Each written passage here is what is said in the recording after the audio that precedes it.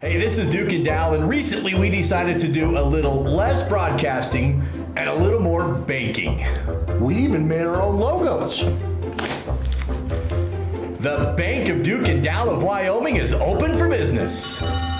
Ooh, we already got a phone call. Nice. Bank of Duke and Dal of Wyoming. You want to make a deposit? Yeah, we'll take your money. As you can see, our customer satisfaction is on the rebound. Bank of Duke and Dal, how can I help you? Oh, you want to make a withdrawal? No, that money's gone. Who do you think we are? First Bank of Wyoming? Jeez.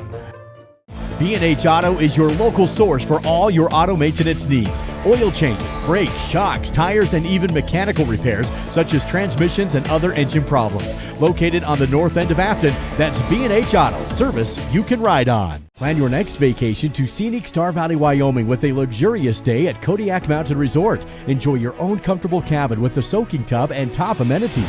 A hot complimentary breakfast is always included. Book your stay at KodiakMountainResort.com. Hey Braves fans, now you can follow your favorite players during the game with a complete Star Valley football roster online, including player pictures and bios. Scan the code on your screen or visit SVI News. Also on sale with the product available for $2.99 per square foot. Battleson Brothers also has carpet remnants available. That's Battleson Brothers Carpet 1 Floor and Home, open in Afton, just south of the Arch. Price, quality, service, Battleson Brothers Flooring. We at Miles CPA love cheering on our Star Valley Braves in all their activities, from the performing arts to music, speech and debate, vocational clubs, athletics, and all other activities in which our local students participate. In fact, JR at Miles CPA was once a Skills USA leader himself. This is JR with Miles CPA from both the Afton and Alpine offices. We wish the Braves success this school year in their academics, athletics, and activities. Be the best you that you can be. Go Braves. You know what I like about Caribou Ford? It's a quick drive. It's gorgeous, and I get what I want. I take my Caribou Ford to the Oregon Trail golf course. You know what I like about my Caribou Ford? I can check out inventory online before I go. Now that's service. You know what I like about my Caribou Ford? Satisfaction. We're Caribou Ford with top awards in the region for customer satisfaction, because we're still keeping it simple in Soda Springs. Down at the creek, Swift Creek Trading, that is. It's not about selling hats, boots, and jeans. It's about giving back to our Valley's youth and keeping our heritage and traditions alive. When you shop at Swift Creek Trading, you help us sustain agriculture. You help us perform. You help us compete. You help us brand our own businesses. So come on down to the creek. Swift Creek Trading, that is. Where your purchase supports us. Where your purchase supports us. On behalf of Bank of Star Valley, we'd like to congratulate Mally Patterson on being Man of the Week. Congratulations, Mally. Malachi Patterson, son of Winston and Rochelle Patterson, Sr., Afton. Across the formation is Patterson. Handoff to Patterson. He'll work up a nice big hole. There he goes. Mally all the way to the house. Broke through the line, and it's a 54-yard scamper on first down.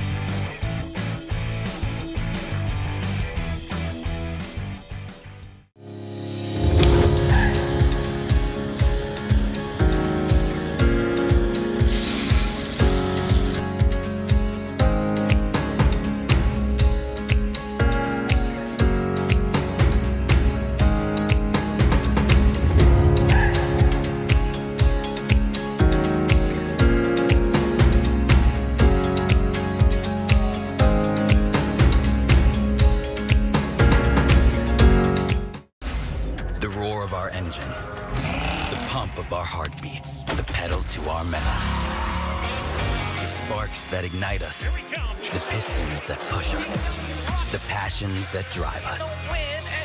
From the feelings that move us to the places that pull us, on roads that unite us. Napa has America's largest network of parts and care, here to be the fuel that keeps you firing on all cylinders.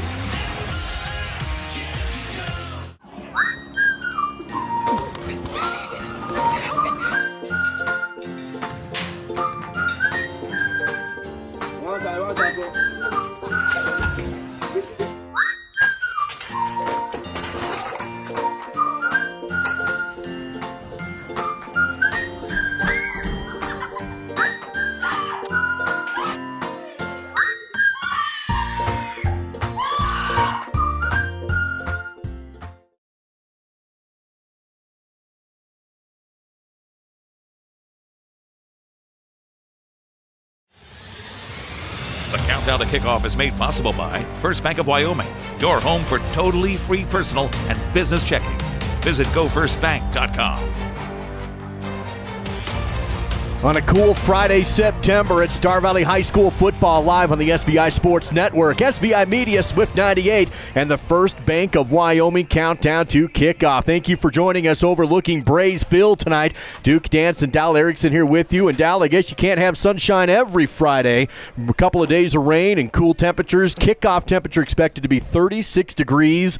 And yeah, snow there it is on the eastern mountains of Star Valley tonight. There it is. Can't hide it anymore. It's like when you get old and it gets gray up top, you can't really do much about it. There it is, snow in late September as the Braves get set to host the Evanston Red Devils, culminating a week-long of celebration for homecoming. And they're celebrating some really neat people today and this week, Duke, and so that'll all be part of it today. Absolutely. We'll carry as much of the homecoming festivities as we can in our broadcast. Of course, we'll take a look at our normal broadcast schedule as well. And Dal, you look at this game, it's game 3 of a 4-game homestand for Star Valley, which, man, you look over the last couple of years' schedules, that's kind of a rare thing to have 4 home in a row. But Star Valley hoping to pick up their first conference win tonight. This is when the games really start to count. I don't mean to make myself feel really old, Duke, but I think this is my 20th year. I don't think I ever remember being at home 4 games in a row that didn't include the playoffs. So that's pretty unique. Of course, after last year, the Braves had a home game in Boise. That was new, too. So you just roll with the punches, and things will develop as they will. There you can see on your screen the Braves' progression to this point. Looking really good last week against Riverton. You had that setback against probably the best team we're going to see this year in Sugar Salem, and a couple of wins on the road in Idaho. And then as you can see next week, Duke, that game with Powell is getting more and more interesting the closer we get to it. It's all part of the First Bank of Wyoming countdown to kickoff. Star Valley and Evanston in Afton tonight at Star Valley High School. Coming up in our kickoff coverage, we'll have your Crimson Corner, your roundup, recap the rivalry, take a look at the records watch, keys to the game. We'll also head out to the Hibbert Studios for a snapshot of the 3A West and what else is happening around the state of Wyoming on a Friday evening in high school football. Duke Dance, Dal Erickson, and the full SVI Sports crew homecoming at Star Valley High on the SVI Sports Network.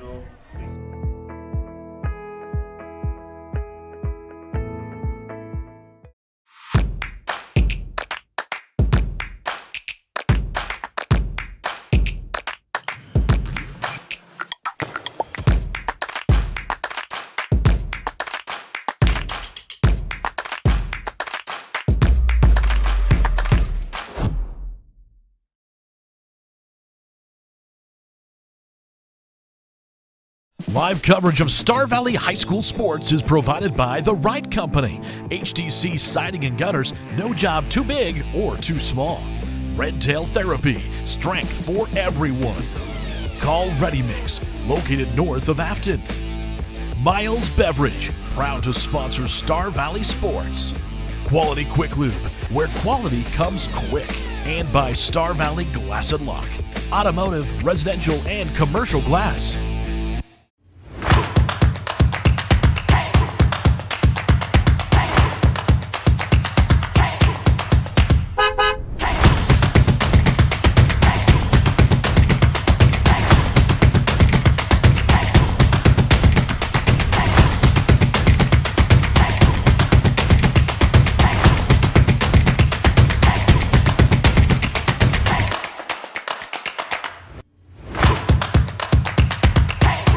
Everyone in Star Valley knows the Fun Zone is the place to go for birthday parties, family reunions, receptions, or basically any kind of get-together. Do you know what makes the Fun Zone even better? When you come and enjoy it. New to the Fun Zone is a massage chair and a vending machine, and still offering the open gym, volleyball, foosball, and air hockey, a full-service kitchen, and even a big screen TV. Visit svfunzone.com for reservations. Here's today's Player Spotlight presented by Star Valley Disposal and Royal Flush Septic. Celebrating 20 years of serving the Star Valley community. Online at starvalleydisposal.com. First Bank of Wyoming countdown to kickoff on the SVI Sports Network. And Senior Wiley Wilkes, our Senior Spotlight here today, presented by Star Valley Disposal, Royal Flush Septic. Wiley, you're still smiling from your 2 big plays last week, man. That was awesome. So you guys go 90-plus yards in 3 plays. You have 2 of those plays. What's going through your mind as you're just rumbling down the field on those 2 plays? I'm just trying to do my job for my teammates, and I know that all my coaches trust me to run the ball, so I'm going to do my job and try to do the best I can for them. So you guys, of course, have Evanston this week, homecoming week. What's it been like trying to have fun but stay focused on a football game at the end of the week? Yeah, it's definitely hard to stay focused. I think one of the main things we're going to have to do for Evanston is keep our cool, not allow any big plays, shut down their run, and we have an incredible secondary. We have Wayne Weeblehouse, Jaden Crook, Cash Lancaster, Porter Merritt. Like, those guys are all dogs, and I know that they'll do the job for us. Awesome. Now, when it comes to playing football, is there a favorite position as far as offense, defense, special teams? What's your favorite? I love playing tight end, but I also love playing outside linebackers. I get to go hit somebody every single play. But I love all of it. It's just a blast. Now, of course, Wiley, you're one of the rare baseball kids in Star Valley. In the summer times, you go up to Teton County and play with Jackson. What's the summer like for a baseball player? It's really busy. I go up there 3 times a week. We carpool up there. My coach actually lives in Star Valley Ranch, and I just go up with him 3 times a week, so as I said. It's definitely a change of scenery, but I love it. It's by far the most advanced baseball I've ever played, and it's really enjoyable. I'm hoping to take it pretty far. What position do you play on the field for baseball? I play center field, pitcher, third base, second base. I play mostly right field and left field, but I can pitch, I can do whatever you need me to do. Okay, awesome. How'd you guys do this last summer? We took 4th in state. I pitched a game against Gillette, and we got the upset against that one. It was, I believe it was might have been 4-3, I believe, and we finally pulled out that win, so I was pretty pumped. Very cool. Outside of sports, what are some of your other hobbies? I love to fish, hunt. I love trapping. I love riding dirt bikes, snowmobiles. Basically anything outdoors I love to do. Wiley Wilkes, our player spotlight with Star Valley Disposal Royal Flush Septic. You kind of alluded to this a little. You want to keep playing baseball. When you finally graduate at the end of the school year, what are your plans? I might go serve a mission. I haven't really thought about that a whole lot, but my coach is getting me a few pretty good colleges that I'm looking at right now. So it's just whatever shows up, whoever gives me the best offer, I'm going to take. So, what's your favorite class in school so far? Favorite class? I like economics with Coach Kubanek. That's pretty fun. I love English with Patterson. I love Patterson. He's awesome. Do you have a favorite candy bar? I like the caramel M&Ms. Those are good. Okay, that's awesome. Nice little twist there. How about favorite movie? Do you have one? Ooh, favorite movie. Remember the Titans is always up there. I don't think a whole lot of people have watched this, but Monster Trucks with MacGyver in it. That's pretty good. I like that one. Awesome. That's Wiley Wilkes, our senior spotlight. It's all part of our first Bank of Wyoming countdown to kickoff. How can we reduce our stress? Yoga. Journaling. Therapy goats. No, and absolutely not. The correct answer is Point S Tire and Auto. Therapy goats? Really? Vail Valley Construction is your local source in Star Valley for quality asphalt paving. Whether it's residential or commercial driveway or parking, Vail Valley will have it done with great service at a great price. To get started, visit availvalley.com. Treat yourself to a luxurious staycation with a cozy cabin getaway at Kodiak Mountain Resort in Afton. Get the locals discount by using promo code SVILOCAL. Every cabin has its own oversized soaking tub, big screen TV, fireplace, and includes free breakfast. Or upgrade to the cozy couples cabin with your own jetted jacuzzi tub. Find luxury right here with a staycation at Kodiak Mountain Resort. Use promo code SVILOCAL for the locals only discount. My name is Rod Jensen. I am the president and CEO of the Bank of Star Valley. I've had the great honor of holding that position for 26 years now. The best thing about working in a bank is helping people. It is the reason we exist. The local community bank went out of business, and a group of local citizens decided that Star Valley needed a community bank. They came together, we formed the bank with the focus of helping individuals, and that is what we get to do day in, day out. Live on Swift 98, SVI Media, and the SVI Sports Network. This is Star Valley High School Sports and the First Bank of Wyoming countdown to kickoff. Live at Star Valley High School, it's homecoming night for the Star Valley Braves, playing host to the Evanston Red Devils on a chilly, wet Friday. It's been raining and mix of snow at times throughout the day, but as of right now at this moment, no wind and no rain falling right now. We'll see if that changes through the night and what kind of impact the weather's going to have on this game. Duke Dance, Dal Erickson here with you. And Dal, as we mentioned, it is homecoming. They're recognizing the homecoming royalty right now. We can go ahead and mention them as they're coming through. Your freshman royalty is Piper Galvin and Nathan Hatterley. Sophomore royalty is Tabitha Olson with Samuel Gaskell. Junior royalty, Anna Hatterley and Gunnar Brogue. Senior royalty, Jesse Gibson and Chelsea Hoops with your king and queen, Jacob Knighton and Sadie Holtz, your 2023 Star Valley High School homecoming royalty. Tell you what, they're going to be grateful that in 20 years from now, this is all in HD. They can go back and look it up, because I don't know about them, but that was as good as I ever looked, was my senior year probably. So high def would be good for you at this time of your life. And congratulations to the royalty. Again, probably the nicest truck you'll drive as well. Homecoming night tonight. It's all part of the First Bank of Wyoming countdown to kickoff. Earn up to 5.08% with First Bank Certificate of Deposit Special. View available terms at gofirstbank.com. Let's continue right along with our First Bank of Wyoming countdown to kickoff coverage and your Crimson Corner. What else is happening homecoming weekend, Star Valley High School athletics? Well, hats off to the golf teams. They both went out to state and placed sixth in the 4A class. Jordan Horsley earned all-state cross-country running tomorrow. They'll be at Eagle, Idaho. It's just outside of Boise for the Bob Furman Invite. Volleyball defeated Evanston on Tuesday. There you can see the score. And then they have a busy week next week at Jackson, at Sugar Salem, at Green River.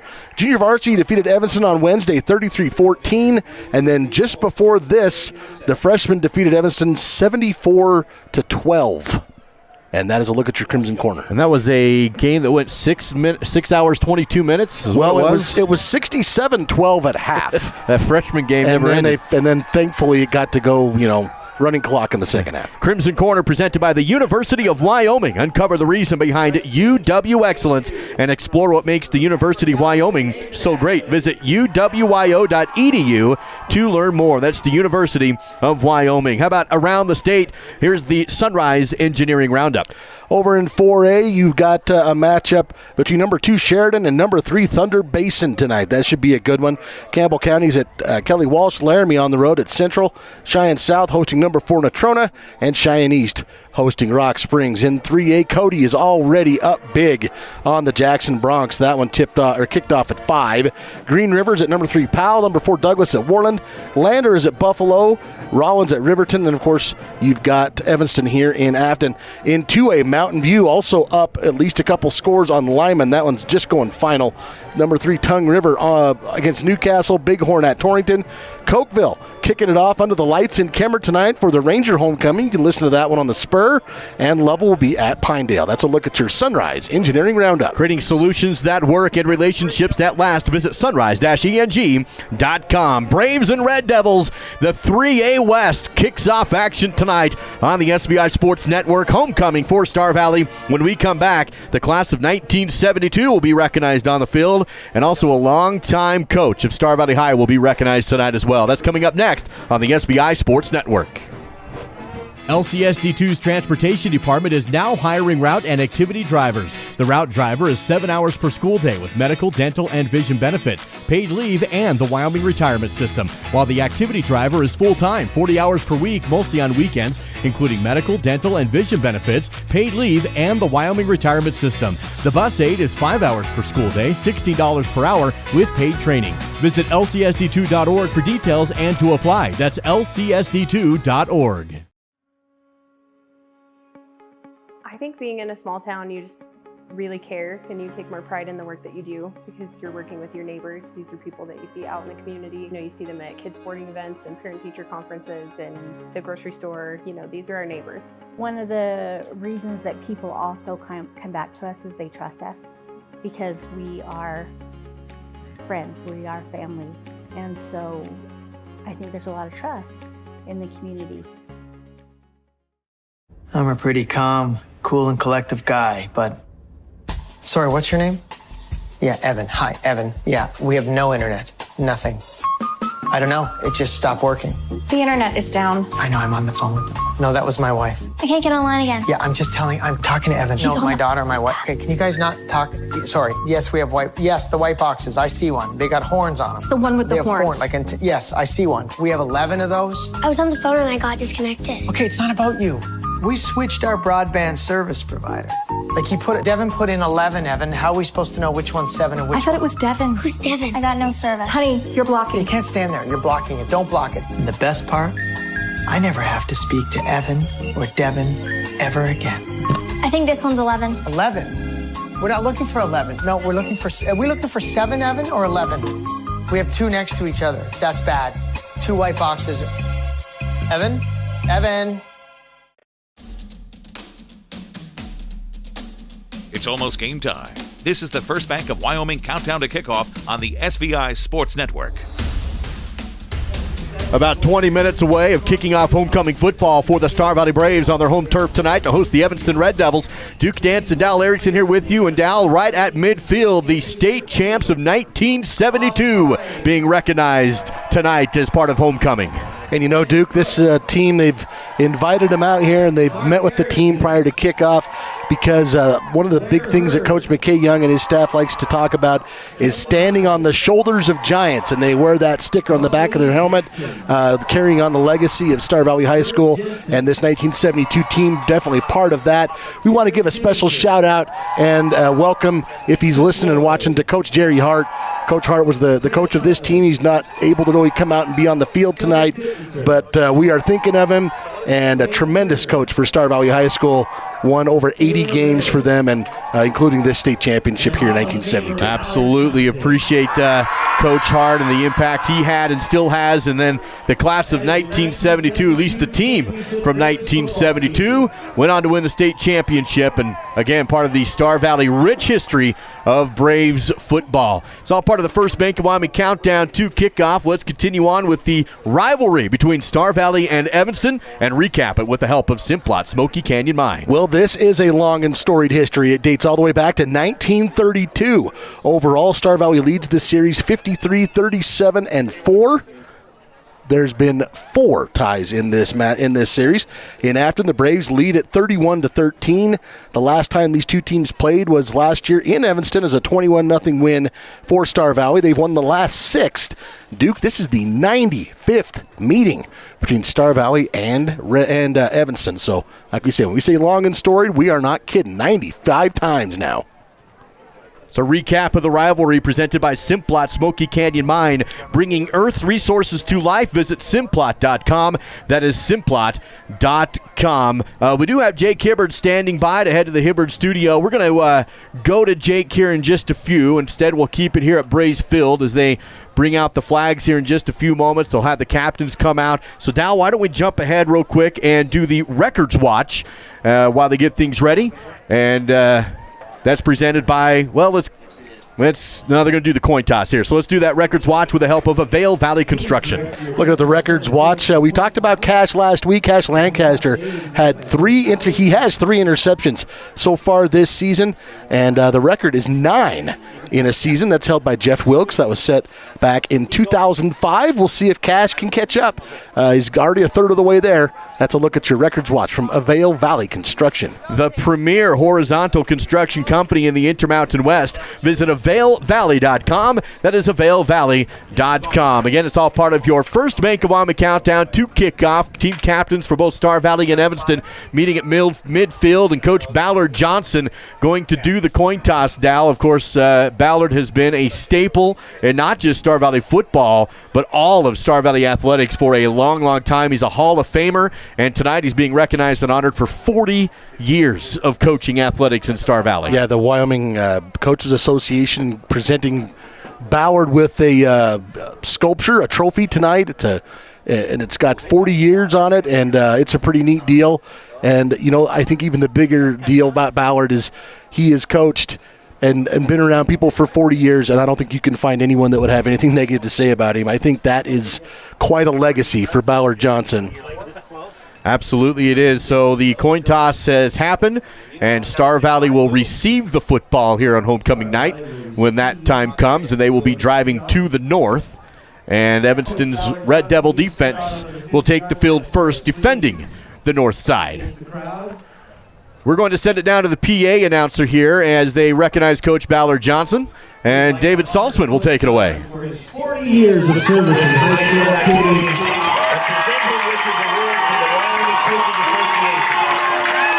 His impact on the youth of Star Valley cannot be overstated.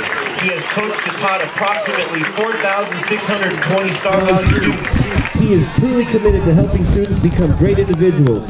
He was inducted into the Wyoming Coaches Hall of Fame in 2022. He has coached 93 seasons for the Braves in the sports of football, basketball, and track.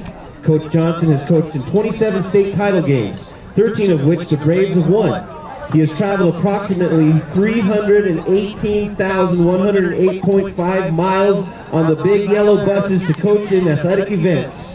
Today we are honoring the 1972 state championship football team. Coach Johnson was an all-state receiver and kicker on that team a short 50 years ago. Nobody's keeping track of that, Ballard. Please stand and show Coach Johnson your appreciation as we present him with the Wyoming High School Association 40 Years of Service Award. If you know him, you love him. If you don't, you're missing out. He's one of the best human beings I know. Ballard, we love you.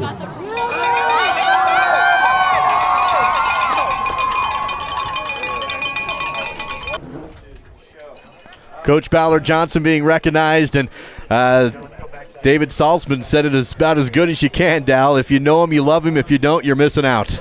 He really is an amazing human being, and we appreciate Ballard's influence all across Star Valley activities and athletics. It's an honor to have him here and receive this award. Let's send it back down to the field for the presentation of the colors, and homecoming festivities continue here at Star Valley High.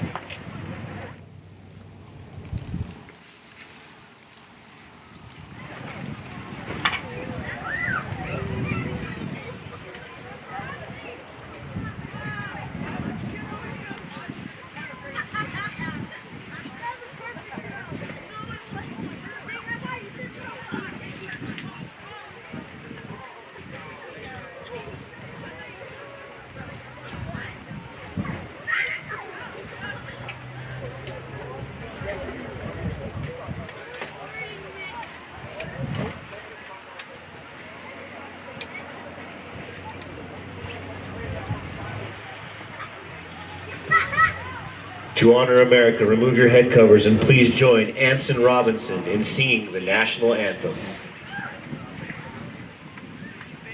Oh, say, can you see by the dawn's early light what so proudly we hailed at the twilight's last gleaming, whose broad stripes and bright stars through the perilous fight o'er the ramparts we watched were so gallantly streaming, and the rockets' red glare, the bombs bursting in air, gave proof through the night that our flag was still there.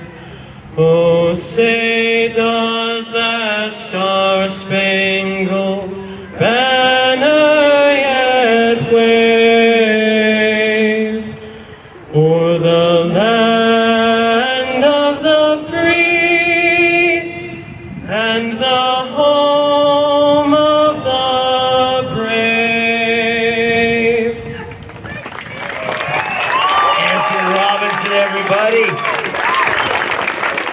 meet today's starters, brought to you by Mountain Star Products in Afton. Tristan Hilton, son of Mark and Lacey Hilton, senior, Osmond, Wyoming. Jesse Levitt, son of Brett and Kendra Levitt, senior, Afton, Wyoming. Wyatt Wilkes, son of Cody and Andy Wilkes, senior, Afton. Simon Gaskell, son of Amy and David Gaskell, senior, Afton. Bryson Neild, son of David and Jennifer McGee, junior, Afton. Kenyon Hurd, son of Ryan and Jamie Hurd, senior, Thane. Jesse Gibson, son of Don and Laura Gibson, senior, Etna, Wyoming. Clay Merritt, son of Brooke and Kelly Merritt, senior, Grover. Garrett Carlson, son of Earl and Sarah Carlson, junior, Fairview, Wyoming. Ryan Talbot, son of Todd and Ashley Larson, sophomore, Afton. Cooper Big Country Lawson, son of Heath and Heidi Lawson, junior, Afton, Wyoming. Grant Thompson, son of Kyle and Aaron Thompson, junior, Fairview. Prescott Veeks, 2400 Vigal, son of Micah and Melissa Vigal, junior, Auburn, Wyoming. Riley Erickson, son of Jared Erickson, junior, Thane. Porter Merritt, son of Haley and Tyson Merritt, senior, Thane. Cash Lancaster, son of Aaron and Anna Lancaster, senior, Smoot.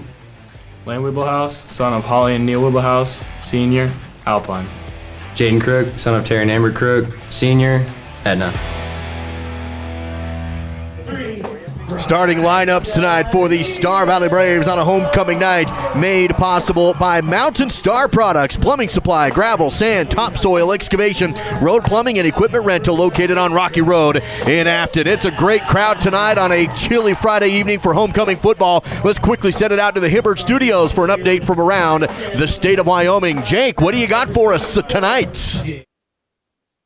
Well, I got the start of the conference season. I got the collar up because the weather's out, and I've got a couple of early game breaks already. We'll get to them in just a second. But the first week of 3A conference, guys, gives us no ranked matches, unfortunately. Number 1, Cody's hosting Jackson.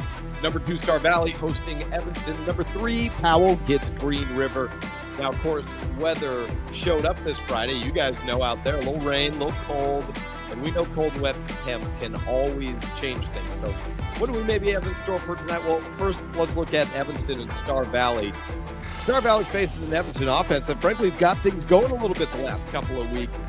But how does that play against a stout Star Valley defense? Sure, the numbers for Evanston were pretty good last couple of weeks, but I think it comes back to earth in a big way tonight, and Star Valley will roll to 1-0 in the conference. Star Valley has the late kickoff tonight, so let's take a look at games that have already kicked off in the West as well. First, Cody and Jackson, 26-0, and this is how it started. First quarter, Grady McCartan rolling, but caught from behind by the toes. Yeah, they'd score the very next play. Just how Cody scores, right up the gut.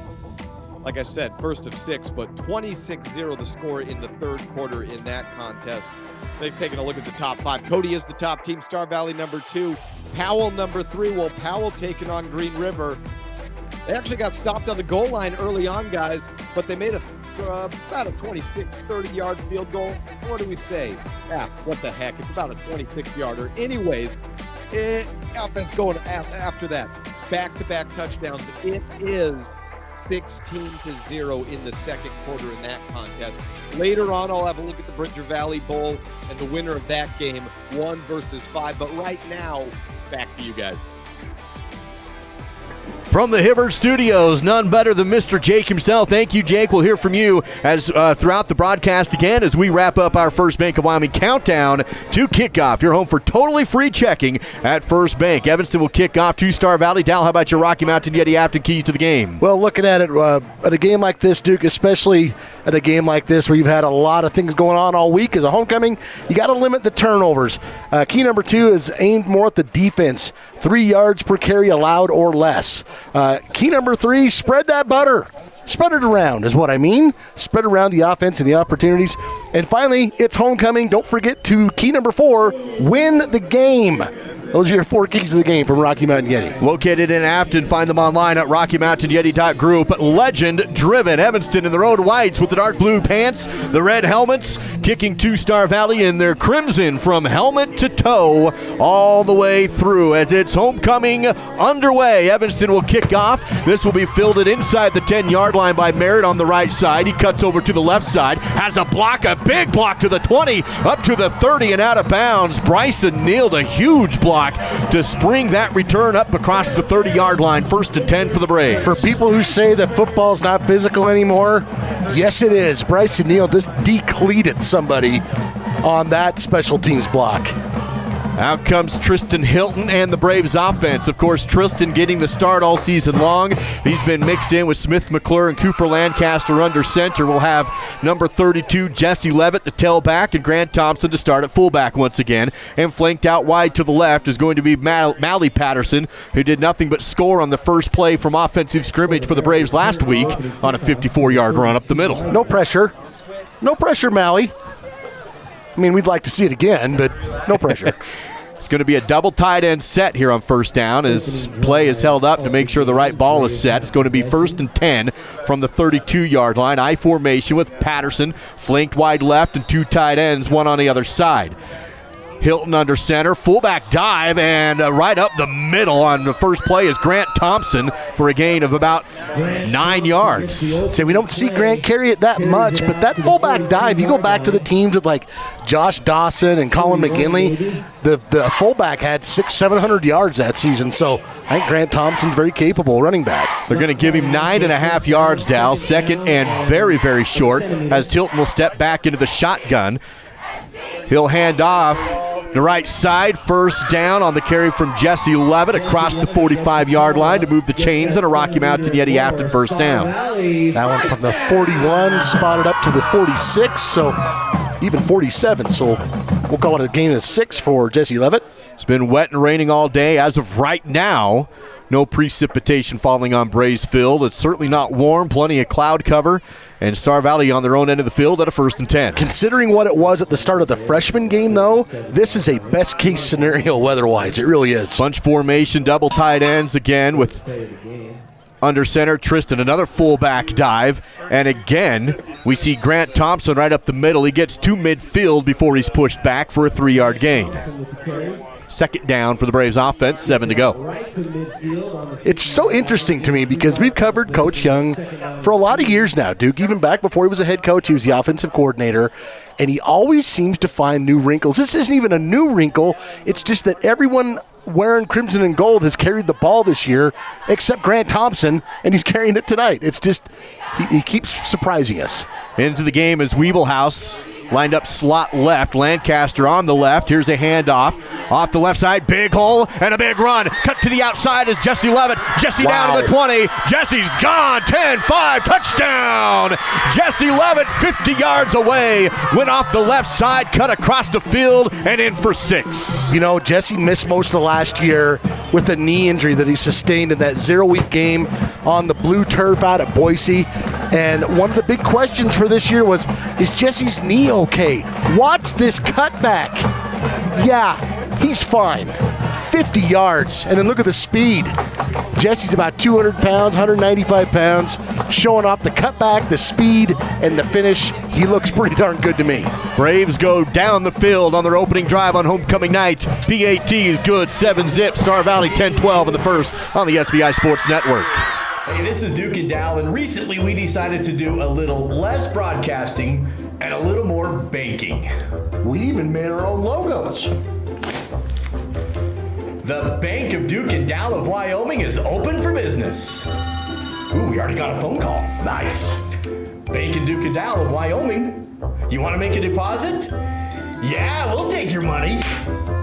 As you can see, our customer satisfaction is on the rebound. Bank of Duke and Dal, how can I help you? Oh, you want to make a withdrawal? No, that money's gone. Who do you think we are? First Bank of Wyoming? Jeez. B&H Auto is your local source for all your auto maintenance needs. Oil changes, brakes, shocks, tires, and even mechanical repairs such as transmissions and other engine problems. Located on the north end of Afton, that's B&H Auto, service you can ride on. Here's Duke Dance, Al Erickson, and the SVI Sports Crew with more live coverage of Braves football.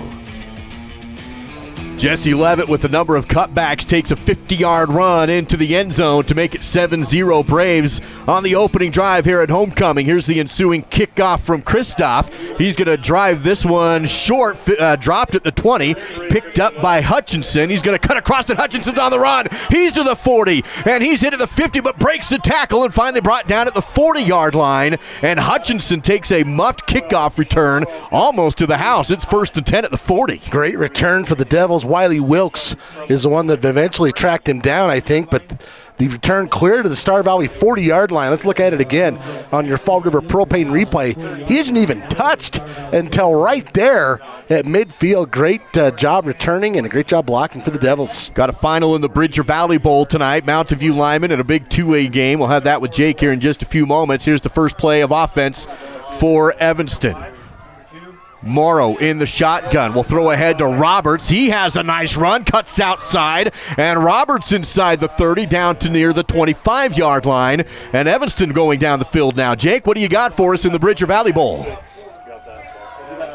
Well, guys, it was Mountain View leading the charge this way early and often. Here's Justice Platts, A couple flags, don't worry about them. Touchdown stayed, boom, right through the end zone, right past into the zone, 31-8, Mountain View over Lyman. Back to you. Thank you, Jake. Here in this one, it's Star Valley 7-0 early, but in a kick return and a big first down run, Evanston knocking on the red zone doorstep here. 1st and 10 from the 26. Handoff up the middle, and that time stood up and drug back as Roberts for a gain of 1, maybe 2 on the play is all. Big country Cooper Lawson there, number 78. Clay Merritt also in there on the stop. Yeah, the Devils kind of caught the Braves off guard, I think, on the return and that carry from Brady Roberts.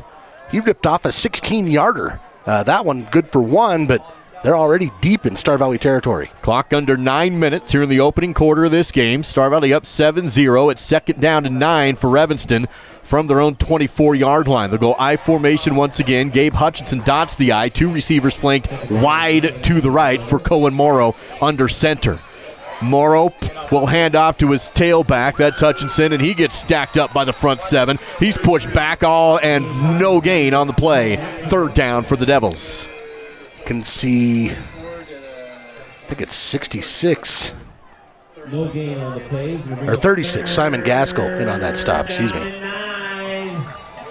Evanston probably going to be in 4-down territory at this point of the field, so they're looking at a 3rd down and 9 from the Star Valley 24.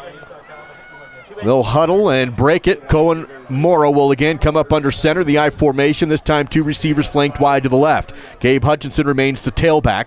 Man across the formation, turn. He'll roll out to his right. Morrow wants to throw, looks downfield, being chased, airs it out, and caught, but did he keep in bounds? They're going to say... no. He is grabbing his knee. They're going to say it is a catch, but Kai Barker is down, and he's not getting up, holding his knee. He grabbed for that immediately. They're going to give him the catch, but it comes at a price. It's not quite enough for a first down. It'll be a yard short. Here's a look at it on your replay. And Barker is on the ground with 7:51 to go.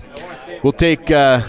was not a good replay. We'll probably take an injury timeout, and we'll be back after this on SVI Sports.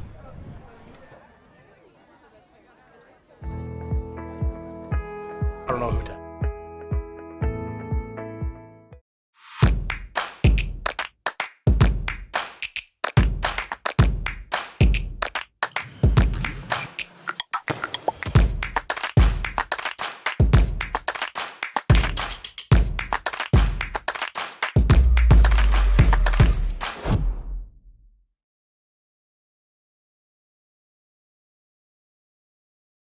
Live coverage of Star Valley High School sports is provided by The Right Company. HDC Siding and Gutters, no job too big or too small.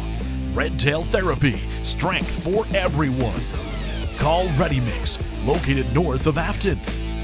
Miles Beverage, proud to sponsor Star Valley Sports. Quality Quick Lube, where quality comes quick. And by Star Valley Glass and Lock, automotive, residential, and commercial glass.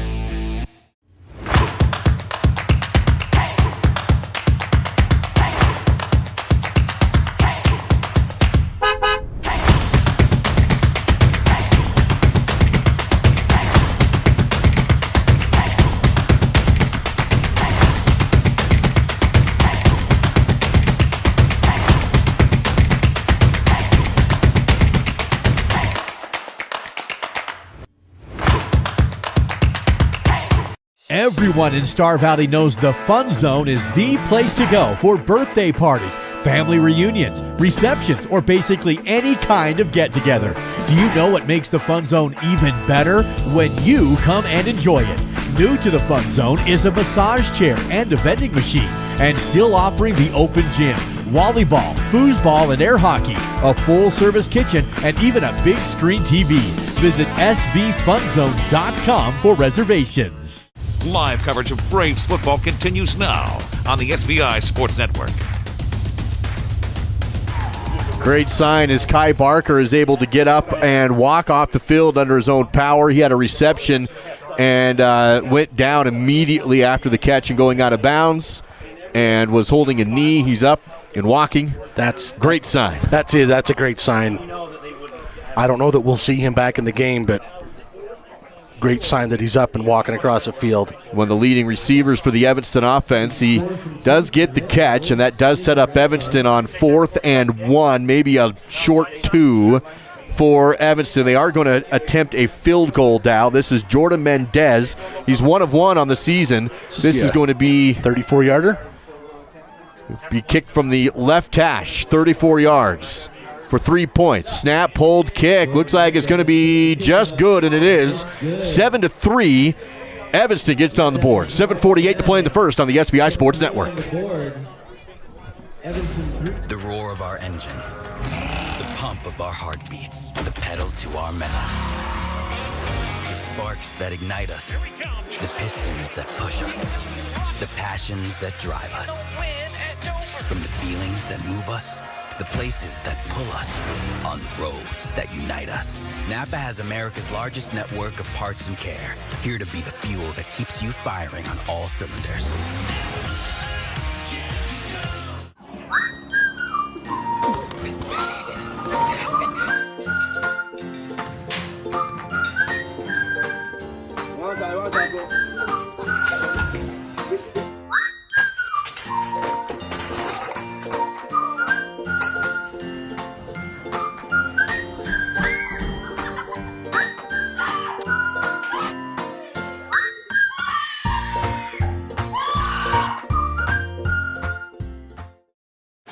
You're watching Star Valley High School football on the SVI Sports Network. 34-yard field goal from Jordan Mendez is good for Evanston. That makes it 7-3. Braves on top, 7:48 to play in the first. Ensuing kickoff is fielded by Merritt. That's Neal. He's going to come up left side, break some tackles across the 30, cut across the grain, and brought down shy of the 40. A nice return for Bryson Neal on the kickoff to set up Star Valley 1st and 10 from the 39. That was my fault, Duke. Sorry, I set you up wrong. Up to the 39 there, Bryson Neal. I still have my prediction out there. He's going to score 2 special teams touchdowns. It's still going to happen. Didn't happen that time, but it's happening at some point. A good return nonetheless. Star Valley went right down the field on their first drive. They scored on a 50-yard run from Jesse Levitt to make it 7-0. And last week was a 54-yard run from Maui Patterson, so nice way to start up. We'll keep an eye on Kai Barker, see if he's able to come back into the game for the Devils. Smith McClure now in to play quarterback for Star Valley. He'll hand off to Levitt, goes around the right side. Nice blocking. Levitt's through again, brought down across the 50 near the 46. But right now, the Braves O-line is owning the front and the line of scrimmage. That's a 15-yard gain. Man, Jesse looks really good. Gets some great blocking. You can see 74 out there leading the way for the Braves. That is Garrett Carlson. Garrett Carlson. Thank you, Duke. Doing a great job. Here's another handoff to Levitt. Tries the left side. This time he's hit at the line of scrimmage and dropped by Morrow with a big hit down the line for no gain. 7:08 to play in the first quarter. Star Valley 1st and 10 inside Red Devil territory on a homecoming night for Star Valley at the Evanston 46. Well, Levitt had 3 carries for 71 yards. The Devils able to at least dig into that average a little bit. Bryson Neal up top of your screen here on this play for second down. McClure remains at quarterback. Across the formation is Merritt. Nilsson, said they go to Wilkes on the counter pass. Dal, is that what you call that? Didn't work, though. Evanston there for the tackle for a 1-yard loss. And Cohen Morrow was not fooled. In fact, the Braves going to lose a yard on that. Cohen Morrow, number 2 for the Devils. Back-to-back big plays on defense for Cohen. Sets up Star Valley on a 3rd down and long.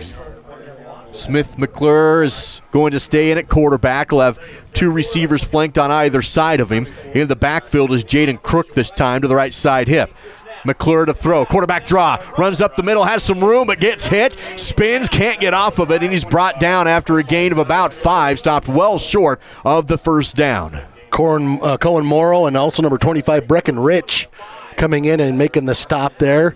As I would imagine the Braves will go for this. Just going to see a rare, rare punt. A rare punt for Star Valley. Christoph Bueller and the punt team comes in. I will say Christoph is athletic enough. If the door is open, he may take it, but he may try and pin the Devils deep, too. He does have the rugby-style punt in his arsenal, so it's a 4th and 6 inside Red Devil territory.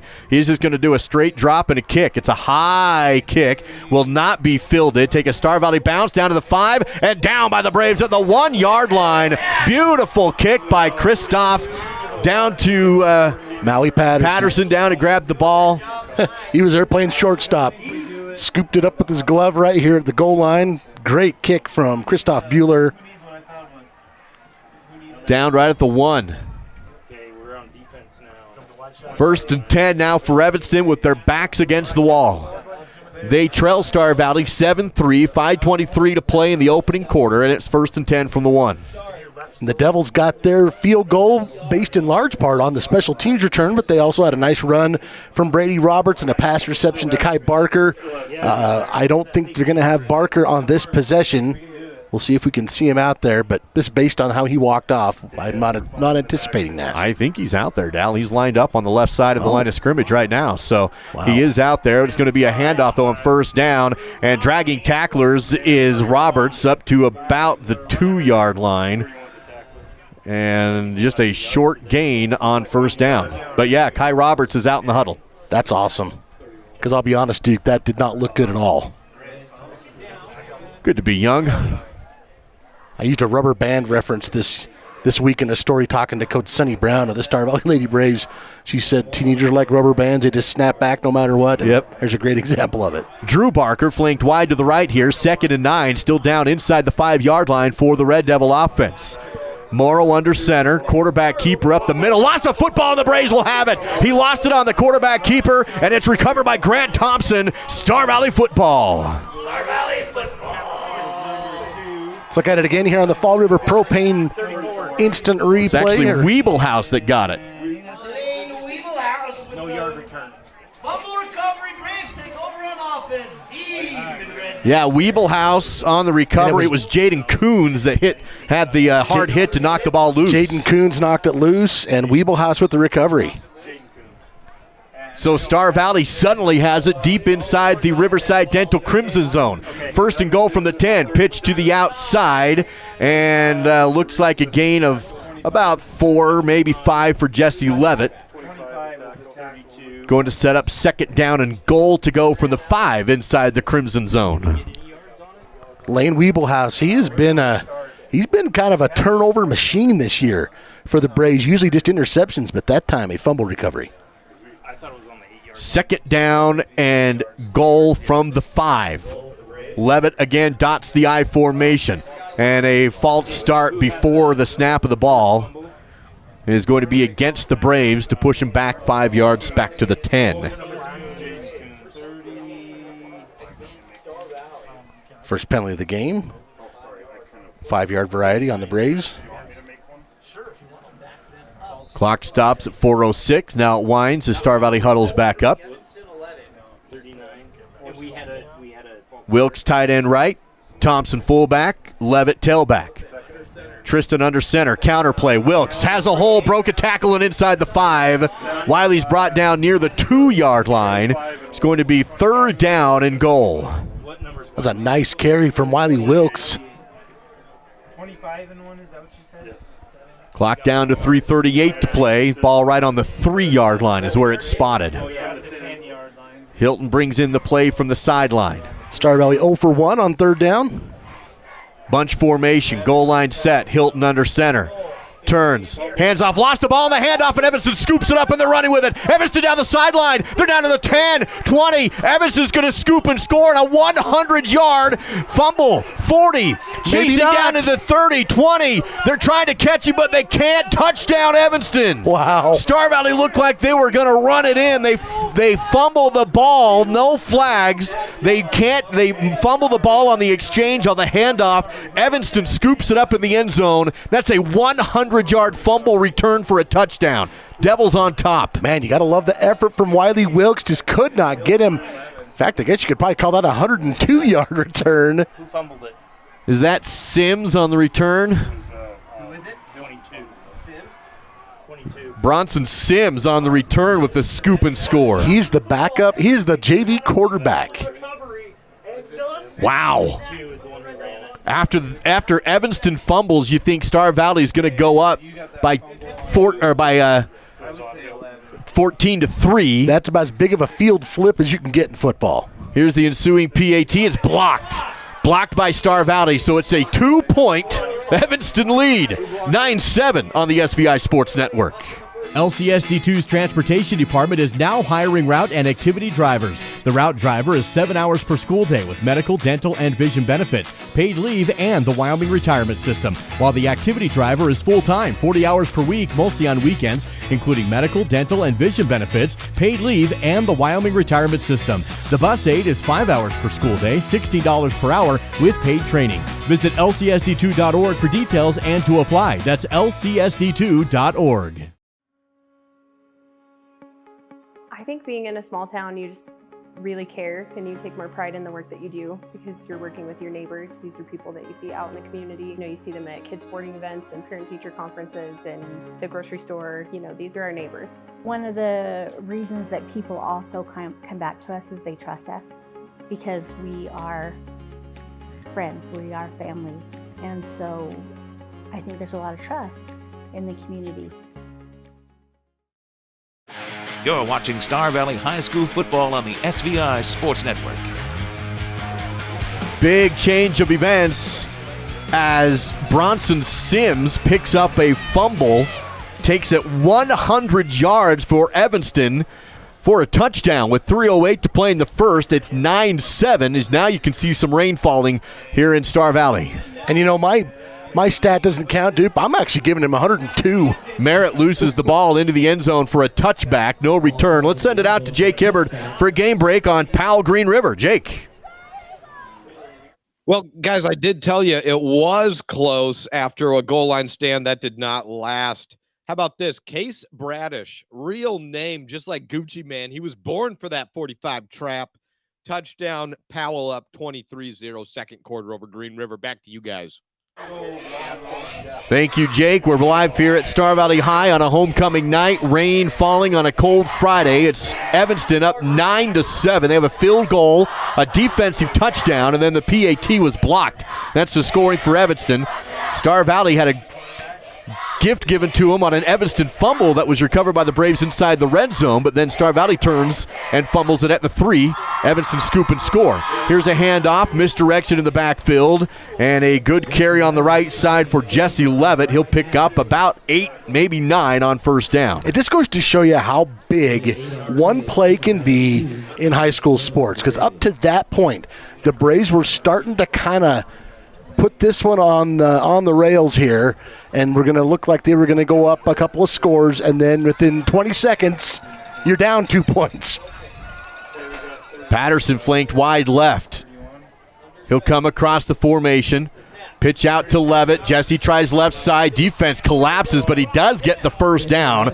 A Rocky Mountain Yeti after first down. Jesse across the 30 up to about the 32. Gained about 4 yards there. It's already been a busy first quarter for Jesse Levitt. 7 carries, 88 yards, and a touchdown, but the Braves trailing by 2 after that defensive touchdown by Bronson Sims.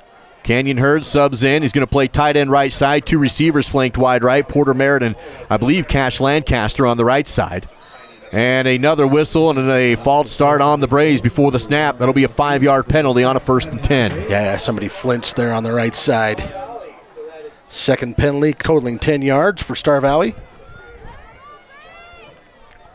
Pushes the ball back inside the 30, down to the 27. 2:09 to play in this first quarter. Evanston on top, 9-7. Star Valley looking at a 1st and 15. This time Hilton in the shotgun. Levitt Levitt behind him. Kneeled, flanked wide left. Now Levitt to the left. Hilton to throw, under pressure, screen, and is knocked away, almost intercepted. Man. Just about intercepted by the Evanston, and Morrow again. Cohen is having a great game on the defense. Well, whenever your quarterback plays defense too, he's probably got some of the best hands on the team, and he just about picks this one out of the air, and he might have scored on this as Hilton thought he could just kind of droop it up over him, and Cohen Morrow just about came away with the interception. Cohen plays the linebacker position. You don't see a lot of quarterbacks do that. Here's the 2nd and 15. Hilton rolls out to his right this time. Throws short, caught by Crook, and he's bottled up. He lost the ball. Jaden fumbles, and Evanston says they have it. Wow. And no official, there it is. They do have it. Fumble again by Star Valley, and another turnover, and it's Evanston football. 1st and 10 for the Red Devils at the Star Valley 34. Let's take a look at it here. You can see Hilton finds Crook. Crook turning upfield. It's Cohen Moore. Well, Cohen Moore got a hand on it, but then it gets punched out from behind by number 53. 53 punched it out. Grady Ivy. 1st and 10 after 2 big back-to-back turnovers by the Star Valley offense. And Evanston in control right now with 1:48 to go in the first quarter. It's 1st and 10 from the Star Valley 34-yard line. Cohen Morrow to throw, and this play's blown dead. And there was some movement on the offense before the snap against Evanston this time.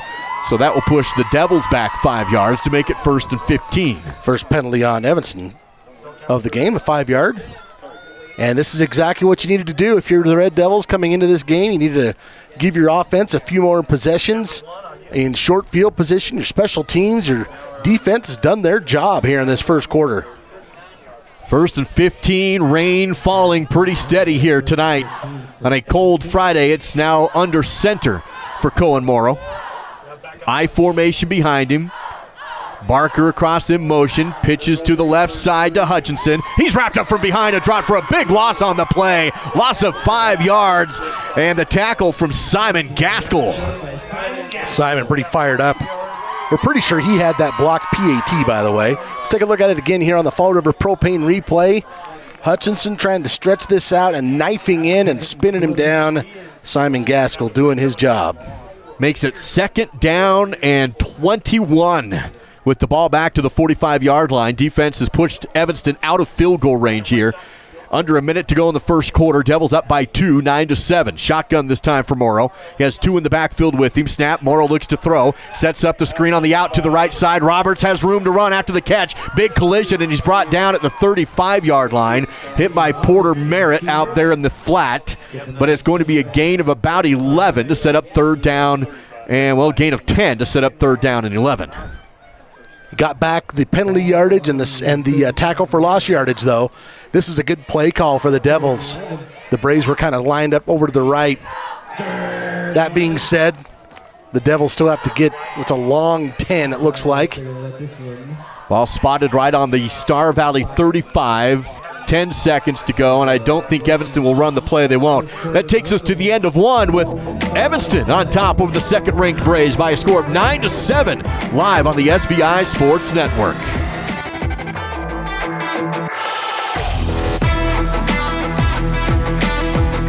I'm a pretty calm, cool, and collective guy, but Sorry, what's your name? Yeah, Evan. Hi, Evan. Yeah, we have no internet. Nothing. I don't know. It just stopped working. The internet is down. I know, I'm on the phone with them. No, that was my wife. I can't get online again. Yeah, I'm talking to Evan. No, my daughter, my wife. Okay, can you guys not talk? Sorry. Yes, we have the white boxes. I see one. They got horns on them. The one with the horns. Yes, I see one. We have 11 of those. I was on the phone and I got disconnected. Okay, it's not about you. We switched our broadband service provider. Devin put in 11, Evan. How are we supposed to know which one's 7 and which I thought it was Devin. Who's Devin? I got no service. Honey, you're blocking. You can't stand there. You're blocking it. Don't block it. And the best part, I never have to speak to Evan or Devin ever again. I think this one's 11. 11? We're not looking for 11. No, are we looking for 7, Evan, or 11? We have 2 next to each other. That's bad. 2 white boxes. Evan? We are Western Wyoming's leader in live coverage of high school sports. This is the SVI Sports Network. That's a look at the lone offensive touchdown of this game from Jesse Levitt. Here's a 3rd and 11 from Evanston in Star Valley territory. Counter toss ahead, looking up to Roberts, and he's hit and brought down after a short gain on the play. Not going to be anywhere close to enough. They do make it about a yard, and it's 4th down and a long 9 to go for Coach Moore in this offense. I'm going to call that a shovel pass. I agree. A counter shovel. I like that play. Of course, the positive side of it, we've talked about it all the time. If it ends up being incomplete, it doesn't hurt you. If the other team's not ready, it's a great chance to get some yardage. Devil's going to come out there in that no man's land of 35. We'll see what they do here. They're lining up to go for it.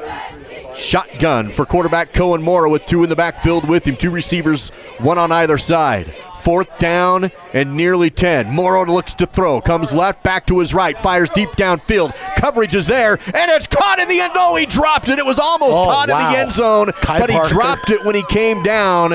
An incomplete turnover on downs, and Barker almost had it. Cash Lancaster back there in coverage. Let's take a look at it again on the Fall River Propane replay. I guess Kai Barker's okay, huh? Boy, he had that in his hands. The ball gets dislodged. Cash Lancaster makes sure.